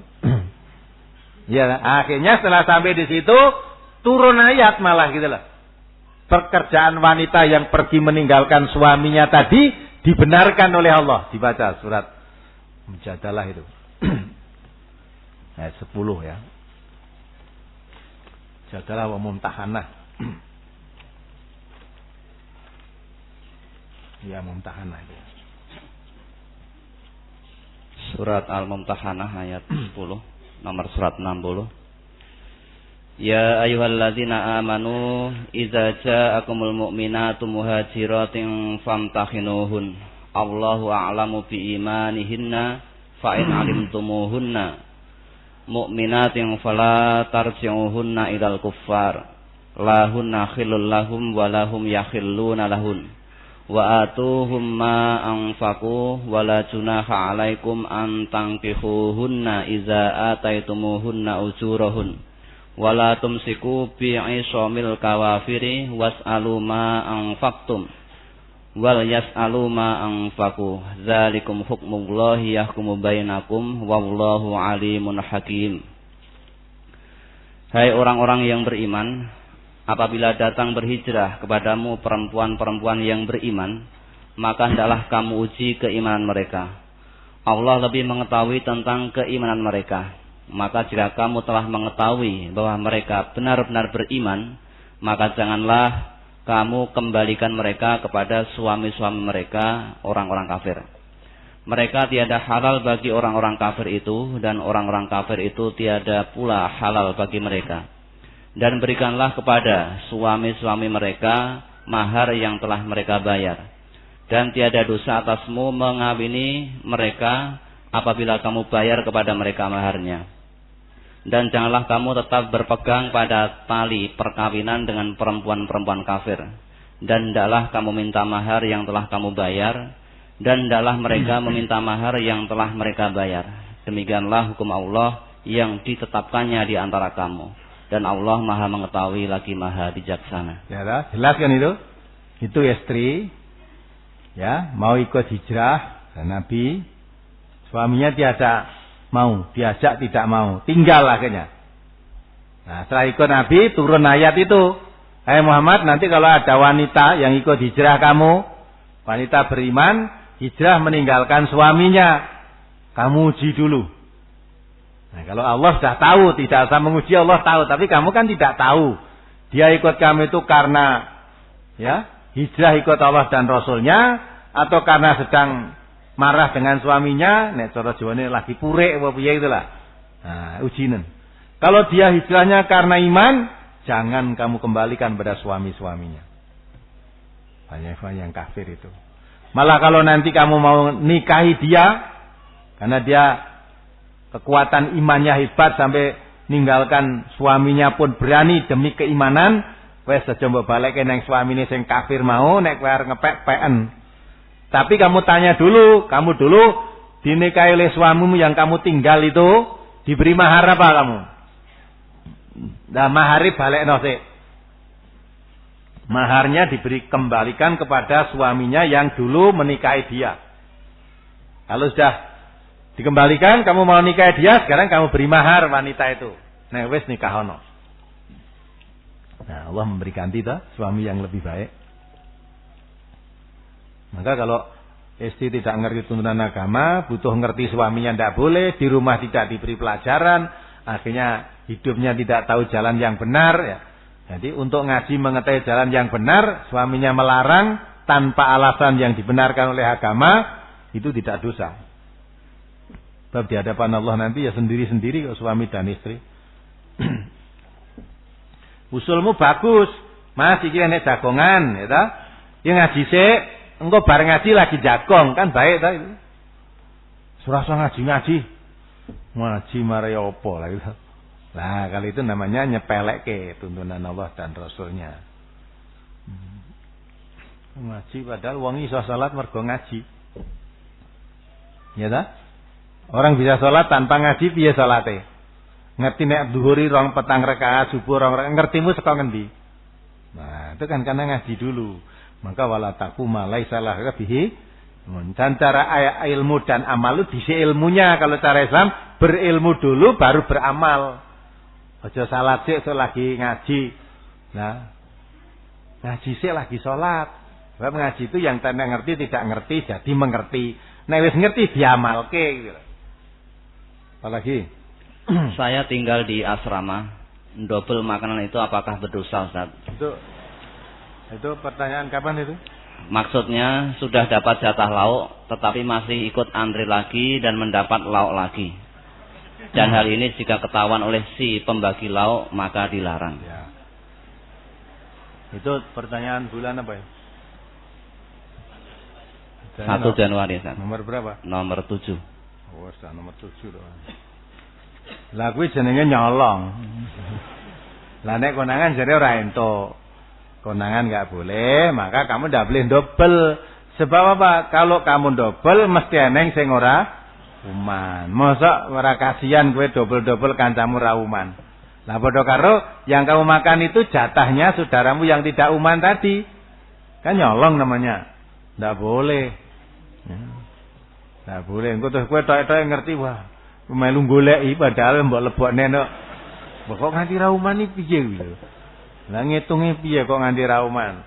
Mau ning tikus ora mlebu rene mau. Tekane aktif melu goleki padahal wis dipangan. Nah itu sikap pura-pura to, lelamisan ngapusi itu ya ndak betul. Nah betul. Tur ya ora enak. Kowe ndobel kuwi manganmu mesti ora tenang. Wong ndobel kancane siji lho, kene loro mesti kudu enteke bareng. Nek enteke kari dicurigai iki. Kok kowe entek kok juk dhewe tur juk gedhe meni. Nah itu ya, mesti mangane ora tenang. Mangan ora tenange enake ya dadi ra enak kan itu kan. Ndak boleh itu, maka mulai sekarang bar teko iki aja neh. Wis dikandani aja nyolong meneh. Apalagi saya siswi SMA MTA.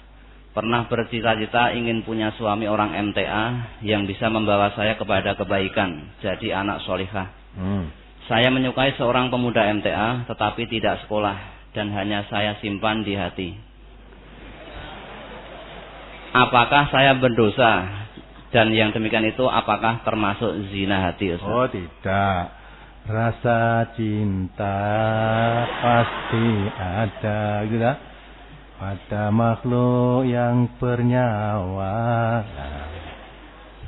sejak lama sampai kini, gitu ya, tetap suci dan abadi, takkan hilang selamanya sampai datang akhir masa. Boleh mencintai disimpan yang hati apa meneh, ya. Rasa cinta itu sudah datang dari sana. Kalau laki-laki tidak cinta perempuan, perempuan tidak cinta laki-laki malah bahaya. Ya. Jadi kalau laki-laki cintai perempuan, tadi wanita cinta laki-laki itu normal, bagus, boleh, boleh. Disimpan dalam hati boleh, boleh. Jadi tidak salah itu. Ini buat simpan suwe-suwe. Saya buat cintai, kebetulan orang ngerti yang buat cintai, dia terus kawin, wah jadi mumet kamu nanti. Lebih baik kalau kamu mencintai sesuatu, ya tidak kewetu menyampaikan langsung lewat orang lain, ya perlu matur bapak. Kan bapak itu kewajibannya ya, kalau punya anak, memberi nama, memberi nafkah, mencarikan jodoh itu kewajiban.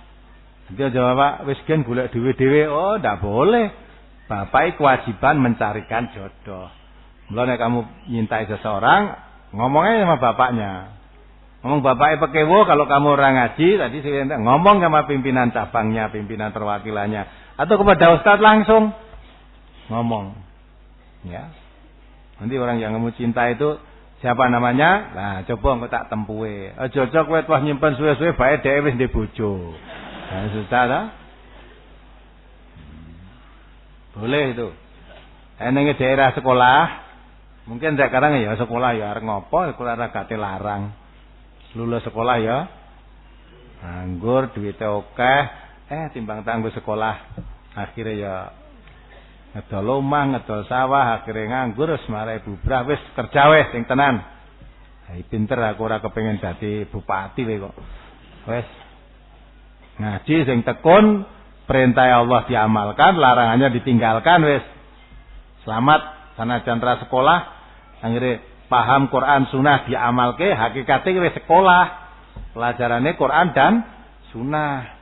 Mengora sekolah ning bangku kuliah, bangku sekolah ora. Ya, sekolahane lesehan ning Kemlayan gini. Bayar mahal, bayarnya mahal kali. Sekolah SMP wis kok kuat gue gitu sekarang. Maka ndak boleh putus asa. Nah, kamu mencintai orang yang itu ndak salah. Nah, sekolah rung karuan luwih tata timbang sing sekolah, sing ora sekolah, ya ta? Boleh. Nah, memang mencintai seseorang belum ditempuh sampai sekarang, segera aja dilahirkan. Nek pekewah nulis surat karo aku engko tak golekane. Apa? Cabang ngendi, omahe ngendi, coba engko tak tekoni. Apalagi? Saya pernah berjanji orang saya tidak akan pernah makan makanannya. Tetapi saya tidak bisa melaksanakan janji itu karena kasihan pada teman tersebut. Dan setiap hari ia membujuk saya makan makanannya. Apa sebaiknya yang harus saya lakukan, Ustaz? Ya ngopo tak kowe janji kok aneh-aneh ngopo. Wong musim Mamlem wah janji orang manganan iki sebabe apa? Nah, orang muslim kan halal makanannya, orang makanan ahli kitab halal apa meneh makanan orang muslim malah kowe moh. Kenapa ndak mau? Nek mergo campur formalin kowe ngomong. Aku ora gelem ngomong ngono wis sebab formaline kuwi lho. Lah, gitu loh. Sebabe apa dikandake. Kalau tidak ada sebab nggak boleh. Tidak mau makan di tempat saudaranya sedang itu disediakan tanpa ada sebab yang dibenarkan agama tidak boleh. Maka ya sekarang makan saja.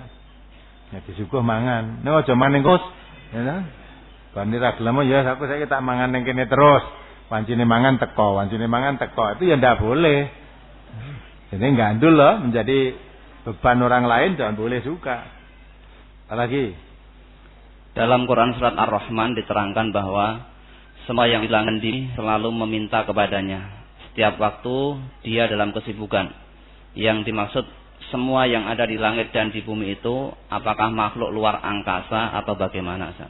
Seluruhnya, luar angkasa, dalam angkasa, semua itu makhluk. Gitu. Jadi semua yang ada di luar ini, di langit, pokoknya semua yang ada lah orang wis mbuh neng dinggone. Semua yang ada selain Allah itu semuanya makhluk. Makanya semua yang ada di langit dan di bumi. Di langit sana ada apa? Kita tidak tahu. Pokoknya di sana yang langit kan berarti ada satu di bintang dan sebagainya itu. Ya. Dan ada yang di bumi. Bumi yang ini kan di dalam bumi sana kamu belum tahu juga. Ada barang-barang juga. Ada barang tambang, barang di dalam sana. Pokoknya semua yang ada dimanapun berada itu semua ciptaan Allah. Tidak ada yang mencipta selain Allah, tidak ada.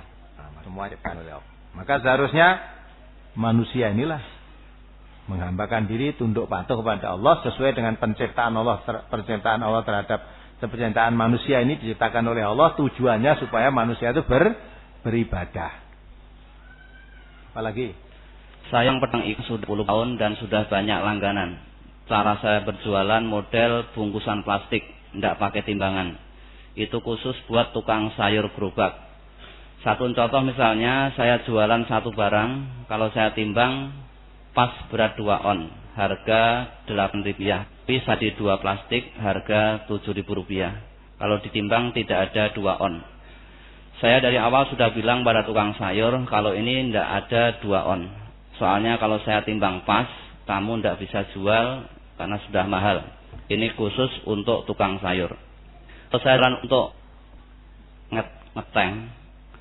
ngeteng, saya ya tetap jualan pakai timbangan normal. Sedangkan semua pelanggan sudah tahu cara saya berjualan. Jadi semua tukang sayur belanja harga segini dan jual dengan itu. Cara berjualan yang demikian itu bagaimana, Ustaz? Boleh salahmu abstrang dah. Tuku iwake 1 kilo. Ya, padane gitu. Kamu ladeni. Ki nang wis tak bungkusi plastikan iki. Sak plastik itu regane semene, sak mbuh kuwi kilonane pira? Aku ora dodol kilo-kilonan. Pokoke 1 plastik sekian, 1 plastik bungkus sekian. Aduh. Betul terangke, iki ora tak timbang, nek tak timbang ya, kurang saka saon kurang. Nah, kowe kok adole angel, bamne ditimbang angel. Larang pisan. Mula saya bungkus lain saja, tetapi timbangannya tidak tepat. Iki loro, iki bungkus 1, ini bungkus 2, regane sakmene. Udah betul. Jadi bukan kalau mintanya 1 kilo toh mbok 1 kilo kurang ya memang namanya menipu. Tapi kamu tidak jual kiloan, jualan saya bungkusan, sak bungkus regane semene. Nah, itu boleh. Itu jual gula-gula itu gak begitu. Gula pasir bungkusan nek wong tuku tumbang tunggal kilo. Nek bungkusanmu itu bukan 1 kilo, jangan kamu beri itu. Nek kurang 1 kilo tenan berarti kamu mengurangi timbangan. Lebih baik kalau dia minta 1 kilo, Mas, ya nyuwun ngapunten niki mbok 1 kilo napa mboten, niki dodolan kula plastikan, sak plastikane entet. Mungkin kurang 1 kilo, mungkin lebih baik sak plastik sak mene. Boleh itu. Tidak salah. Apalagi? Ada telepon yang masuk. Oh ya. Assalamualaikum. Waalaikumsalam warahmatullahi wabarakatuh. Harapannya bicara murid itu bejo. Iya. Pak, saya mau tanya gini. Ada seorang, yaitu beribadahnya bagus.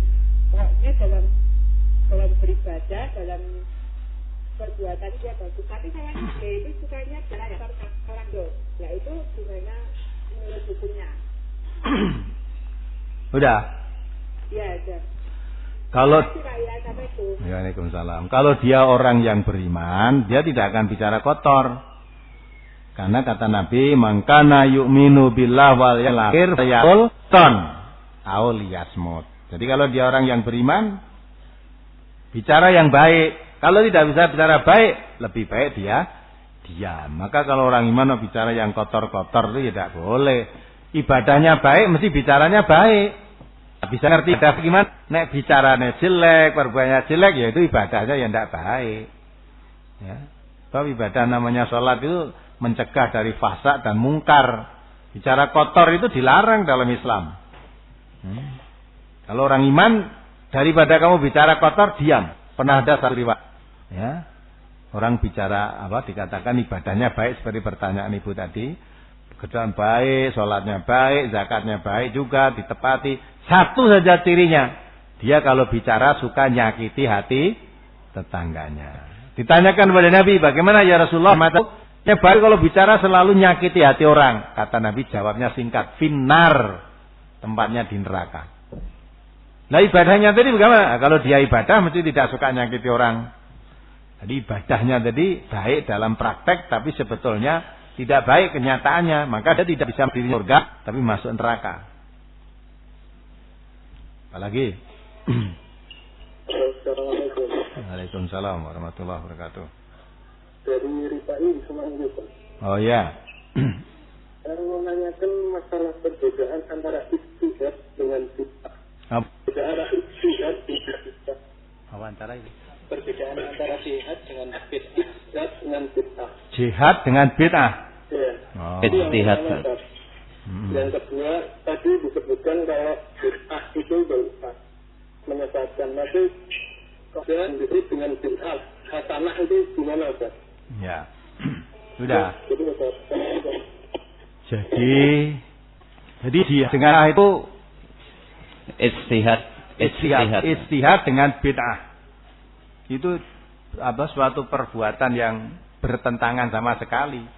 Ijtihad itu memeras suatu pikiran, untuk mendapatkan sesuatu yang tidak dapat ditemukan di dalam Al-Quran, tidak dapat ditemukan dalam hadis, maka dengan akal pikiran dilandasi Quran dan Sunnah, dia untuk memutuskan mengambil sesuatu keputusan dengan kerja keras di pikirannya. Maka ketika Bilal dia akan dijadikan suatu gubernur di suatu tempat, ditanya dengan apa kamu nanti untuk mengurus tugasmu menuju suatu perkara. Dia mengatakan dengan kitabullah, dengan Al-Quran. Kalau tidak kamu temukan dalam Al-Quran, dengan sunnah Nabi. Kalau tidak kamu temukan dengan pikiran. Nah, yang boleh diijtihadkan itu urusan-urusan duniawiyah. Kalau ibadah tidak boleh ijtihad. Karena masalah ibadah itu al-aslu fil ibadati al-ittiba. Ibadah itu hanya mengikut ikutnya Nabi. Maka kalau ibadah itu apa yang dilakukan Nabi kita ikuti. Kalau Nabi tidak melakukan, kita mengerjakan ibadah yang belum pernah dilakukan oleh Nabi, itu namanya bid'ah. Itu bid'ah. Lah kalau ijtihad, ya di dalam Quran tidak ketemu, baru ijtihad. Itu urusan duniawiyah. Urusan duniawiyah itu boleh ijtihad. Maka urusan dunia, kalau ibadah tidak boleh paten, ibadah itu paten. Wis kuwi manut tok jane cetakan ibadah baru. Nah, itu bedanya. Terus kalau bid'ah itu dolalah. Lah kok ada orang mengatakan bid'ah hasanah? Tadi sudah saya singgung. Yang namanya bid'ah hasanah itu tidak ada. Kullu bid'atin dolalah wa kullu dolalatin fin. Semua itu sesat adalah di neraka. Memang ada, kalau itu dikatakan dolalah, dikatakan bid'ah hasanah, itu perbuatan Umar tadi.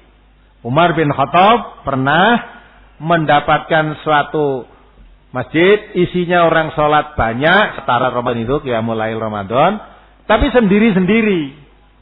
Nah, Umar melihat, padahal Nabi pernah menjalankan sholat ini dengan jamaah Nabi. Nabi sholat, yang lain di belakang makmum, ya. Malah malam berikutnya Nabi sholat di belakang makmum. Kalau memang itu tidak boleh dikerjakan berjamaah, mesti Nabi menolak. Jangan makmum tidak boleh kerjakan jamaah kan gitu. Berarti jamaah boleh. Nah, ini kok ada orang sholat temannya banyak kok sendiri-sendiri. Maka Umar datang. Ayo ditata, satu jadi imam, yang lain makmum. Nah, menata itu Nabi tidak pernah menata. Nah, Umar menata ini. Kalau ya, supaya jadi imam yang lain makmum itu dikatakan bid'ah karena tidak pernah Nabi mengatur, ini bid'ah hasanah. Bid'ah yang baik. Dan itu hanya itu. Kalau kita menata yang baik dalam ibadah boleh apa tidak? Kamu bukan khalifah. Ya. Bukan di Nabi tadi alaikum bisunati wa sunnatil khulafa rasyidin. Jadi kalau aku, ya, saya tidak melakukan tapi dilakukan oleh sahabat Nabi, itu boleh. Kita mengikuti Nabi, boleh mengikuti yang dilakukan oleh sahabat Nabi. Kalau kita bukan sahabat Nabi, nah, maka kita harus mengikuti Nabi dan sahabat kita. Apalagi? Assalamualaikum Ustaz. Waalaikumsalam warahmatullahi wabarakatuh. Saya Inaya dari Kauman. Oh iya, nah, saya ini mau tanya Ustaz, kok ya ada masih pengajian memperingati hari 1 Surah. Terus yang kedua saya pengen penjelasan yang masalah witir dulu itu loh, saat sebelum tidur itu minta dijelaskan kembali. Sebelumnya terima kasih. Assalamualaikum. Waalaikumsalam warahmatullahi wabarakatuh. Jadi mungkin para kiai, para ustadz mengadakan pengajian 1 surah itu untuk mengalih. Kalau 1 Muharram malam biasanya orang mubeng Mangkunegaran dan ikut giring kebo itu, barang lah dialihkan biar tidak datang ke sana. Wes malam itu enek kowe pengajian. Daripada kamu datang di sana, datangi pengajian saja. Itu baik kan? Nah, tapi dia tidak bisa kontrol. Ternyata pulang dari ngaji jam 10 rampung, lah kuwi Mangkunegaran pas rame-rame nih. Kebune ya pas lagi metu, akhirnya mangkat ngaji mulai nonton kebo gitu kan. Nah, tapi tujuannya itu membelokkan. Atau seandainya diminta pertimbangan, ya, ndak usah adakan pengajian malam 1 surah. Ya. Ya, pokoke malam 1 surah wong Islam ning omah kabeh wis ora metu. Ben sepi, gitu.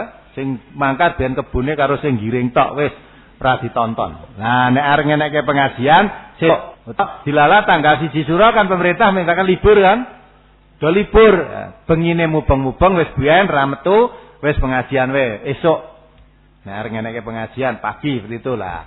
Itu artinya tidak ada seperti si wong tua nglarangi anake omah amit aja ngaji Pak teng Masjid Agung enten pengajian tanggal 1. Ijine wong arep ngaji kok. Bareng kowe lah kok nganti esuk to Le? Oh, terus nonton kebulisan. Nah, hilang kan? Nah, maka itu andai kata saya dimintai pertimbangan, saya enggak setuju enaknya pengajian malam 1 Suro itu. Nah, tidak boleh. Banyak baik untuk mengalihkan itu tadi. Mengalihkan. Nah, kalau MTA rasa tanggal 1 Suro tiap hari ada pengajian. Itu pertanyaannya. Yang satu apa tadi? Witir belum. Nah, witir, salat witir sebelum tidur. Itu memang ada hadis Nabi. Salat malam witir dulu. Kalau kamu khawatir malam nanti tidak bisa bangun, disunahkan oleh Rasulullah, setelah bisa salat witir. Lah nanti kalau ternyata malam bisa bangun lagi, mau salat, boleh salat tahajud, tetapi tidak pakai salat witir karena ada larangan tidak boleh salat witir 2 kali dalam satu malam. Nah, witirnya tadi sudah Isya saya witir tidur. Khawatir kalau tidak bisa salat malam karena terlalu payah, terlalu ngantuk, tidur udah. Lah kok jam 3 bangun. Biasanya salat malam walaupun payah ngantuk seperti apa bangun akhirnya. Nah, maksud malam salat tetapi tidak usah memakai witir karena witirnya sudah dikerjakan tadi. Sedang satu malam salat witir 2 kali tidak diperbolehkan. Apalagi? Assalamualaikum. Saya sedikit dari Krajen mau bertanya Pak, benarkah ada manusia yang bisa berkomunikasi dengan jin atau makhluk yang lain yang goib? Ya. Terus yang kedua, ada kepercayaan bahwa orang yang berikan jin misalnya itu bisa jadi kaya. Apakah memang benar makhluk manusia itu bisa diberikan jin, Pak? Terima kasih. Ya. Assalamualaikum warahmatullahi wabarakatuh. Waalaikumsalam warahmatullahi wabarakatuh. Iran enggak saudara? Ada manusia iso duwe bojo jin. Kalau manusia punya istri jin bisa menjadi orang kaya. Itu manusia kok di bojo jin. Pertanyaan pertama, apa betul orang itu bisa komunikasi dengan jin makhluk? Bisa. Kalau Allah memang mengendaki. Satu contoh, Nabi Muhammad bisa komunikasi dengan malaikat Jibril. Nabi Lot bisa komunikasi dengan malaikat Jibril. Malah malaikat Jibrilnya datang kepada Nabi Lot. Ya. Malaikat Jibril datang kepada Nabi ngajari tentang Islam, tentang iman, tentang ihsan. Komunikasi kan dengan makhluk halus. Makhluk halus maksudnya malaikat. Nah kalau jin, makhluk halus jin, saya belum tahu itu. Dalilnya pun tidak tahu. Dari pengertian jin itu sendiri tidak seperti pengertian pada umumnya. Ya. Apalagi orang bisa komunikasi dengan jin. Jin ini kaya ngopo, makhluk halus wujudnya apa, di mana kok bisa dikomunikasi. Ya. Lah kalau makhluk halus kok kaya ngopo ya orang ngerti nggone orangnya. Ya. Maca surat jin kamu nanti akan itu bohong. Nah, orang baca surat jin katanya kalau jam 1 malam kamu baca surat jin, jinnya do teko kabeh ngapusi itu. Tidak pernah terjadi. Itu kan? Itu komunikasi dengan jin. Kalau mengatakan bisa itu dalilnya apa, sumbernya apa, caramu piye. Ya. Apalagi aneh lagi, orang bisa kawin dengan jin. Nek wong kawin karo jin, anake gendruwo. Kan? Lah wong kawinnya duwe anak. Lah iki kawin karo jin, jare jin makhluk halus, manusia makhluk wadak. Lah engko ora iso dadi separo halus, separo wadak. Dadi ana wong yang dindi sikil turun manusia. Terus tengah dadi mungkar ketok. Sak wetenge mundur ra ketok, mung enek sikil tok mlaku. Nah iki sikil iki anake manusiane, lah sing nyang dhuwur mah anake jin. Utawa kene sing dadi keturunane manusia sing bagian dhuwur, lah iki wonge ketok. Sing ngisor turunane jin ora ketok iki. Dadi nek wong tanpa il. Nah itu kan sulapan. Tidak ada wong kawin karo jin yang diyakini pada umumnya itu tidak ada. Apa meneh jare nek wong duwe murid jin kuwi monggo ngapusi sing diapusi ya percaya. Ya ndak. Jare murid Jumatan kuwi nang Mekah wis deloe tekan. Lah kuwi ketara nek wong ora salat. Kan saya ceritakan wong jare Jumatan ning Mekah. Ki aku Jumatan ning masjid kene, mulai teko omah, "Loh, Pak Kiai kok punten dalem mboten Jumatan wau?" Aku Jumatan ning Mekah le. Aku lagi kok enten napa? Numpak jin putih. Eta, oh gandeng iki sing teko mau karo kiyaine ya apa kandhane digugu? Oh nggih to. Wah, terus malah cerita, "Wah, kiai saya itu ampuh. Nek Jumatan ning Mekah rasa nganggo pesawat terbang, mula bayare mulah malah baik pindho jin." Jumatan iya. Lah kok kowe ngerti? Lah aku mau pas Jumatan mampir ngene Pak Kiai. Pak Kiai wis nang omah tak tekoni jare Jumatan ning Mekah. Tekone bareng aku. Wah, jadi Jumatan ning Mekah kiai saya ampuh. Lah iki ora nggo akal. Lah sing tekoi kandhan dilalihan.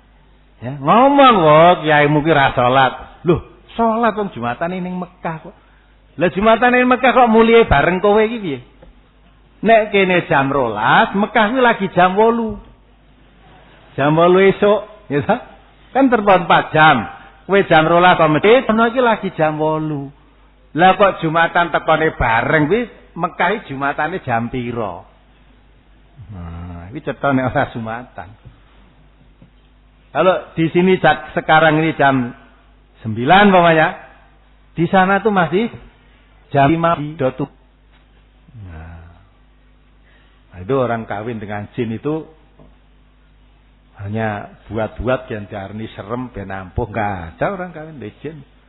Nek kawin jin iki padahal jare jin makhluk halus. Sing ngumpuli piye coba? Terus naik sop. Loh, kan orang Islam kawin kudu ana nikah. Lah nikahke sapa? Nek sing nikahke wong mongko naipe ki ra roh. Ra roh jine. Lengarne kok piye? Padahal nek arep nikah ditekoki iku pernah hubungan apa karo iki? Ya, wis di bojo borong padahal jine umpama di bojo tenkanipun diuden ora ngerti lho. Suarane jin ora krungu kok. Nah, itu bohong. Jadi kalau ada orang iso nikah karo jin itu satu kebohongan. Ha sing iso dipercaya, sing iso diapusi, gelem percaya wong sing ora mudeng agama. Nek sing mudeng agama enggak mau dia. Yo golek. Assalamualaikum. Waalaikumsalam warahmatullahi wabarakatuh. Saya bertanya saya Yati dan Randi. Oh ya, mari Bu Yati. Itu kalau malam kan saya sering sholat tahajud. Nah kalau mau sholat tahajud jangan ngajak istilahnya kumpul gitu loh Pak. Oh iya. Kalau saya mau melayani, kalau saya nggak mau melayani saya berdosa. Tapi kalau saya melayani saya nggak bisa sholat tahajud. Nah, sholat tahajud itu kan harus mandi junub dulu. Iya. Kalau mandi junub dulu itu melangkahi. Iya. Karena saya yang itu basah loh. Iya iya. Ya udah gitu aja, makasih. Assalamualaikum. Waalaikumsalam warahmatullahi wabarakatuh. Melayani suami hukumnya wajib. Sholat tahajud hukumnya sunnah. Pilih yang wajib, tinggalkan yang sunnah. Jadi kalau diajak suami tidak mau, dosa. Tapi kalau tidak sholat tahajud tidak berdosa. Ya toh? Kan itu juga tidak tiap malam. Lepas suami yang membutuhkan ya tahajudnya praise. Tidak apa-apa. Di yang wajib dulu, sunnah ditinggalkan. Tidak mengapa Bu. Atau kalau memang mandi malam sakit, kalau dengan air dingin ya supaya dapat dua-duanya, yang wajib juga dapat, sunnah dapat juga, mandinya air hangat. Habis air dulu, nah, nanti habis itu berpol, tahajud. Jadi bisa diatur itu. Atau tahajud dulu, baru kumpul. Kan ini waktunya sewengi kan dawa. Tahajud paling berapa menit dah selesai. Mas, iki tak tahajud sik nggih. Terus suamine Biasanya bareng. Kan istri perintah itu. Suami bangun malam, tahajud, bangunkan istrinya.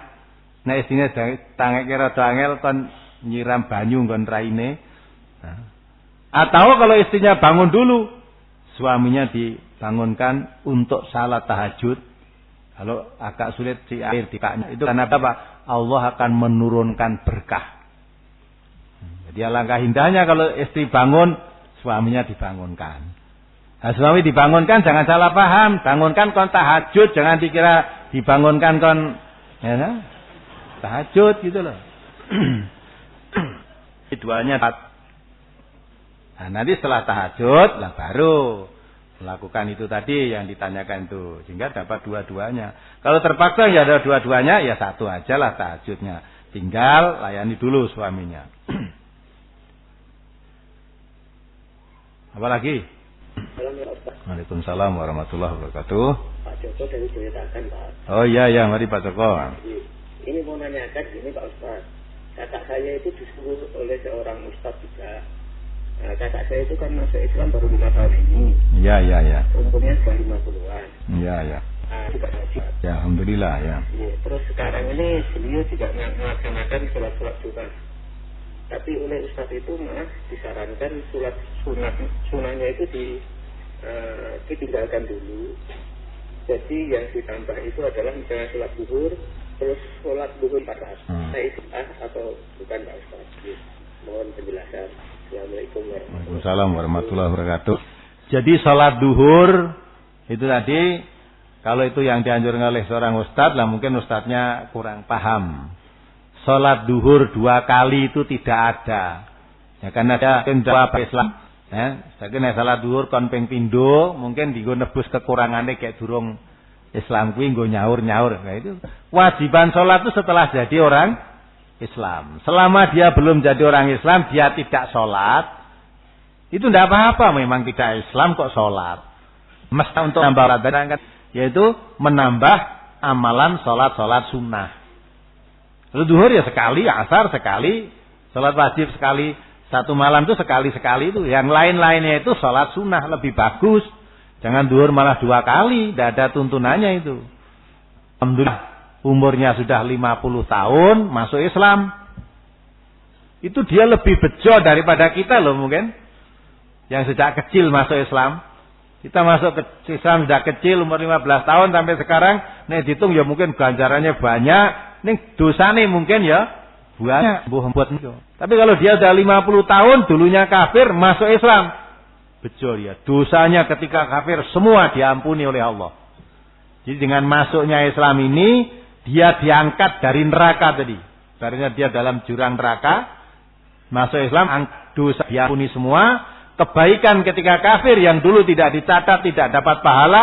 Setelah dia menjadi orang Islam, dicatat menjadi pahala semua.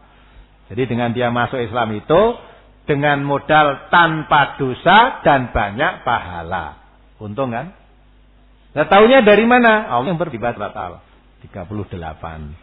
Jadi orang yang Islam, orang kafir atau masuk Islam diampuni dosa-dosanya itu Allah yang menjelaskan. Ya, mudah-mudahan bisa memahami. Saya cukupkan sekian, waktunya sudah habis. Ya, saya rasa sekian. Mari diakhiri. Subhanakallahumma wa bihamdika. Assalamualaikum warahmatullahi wabarakatuh.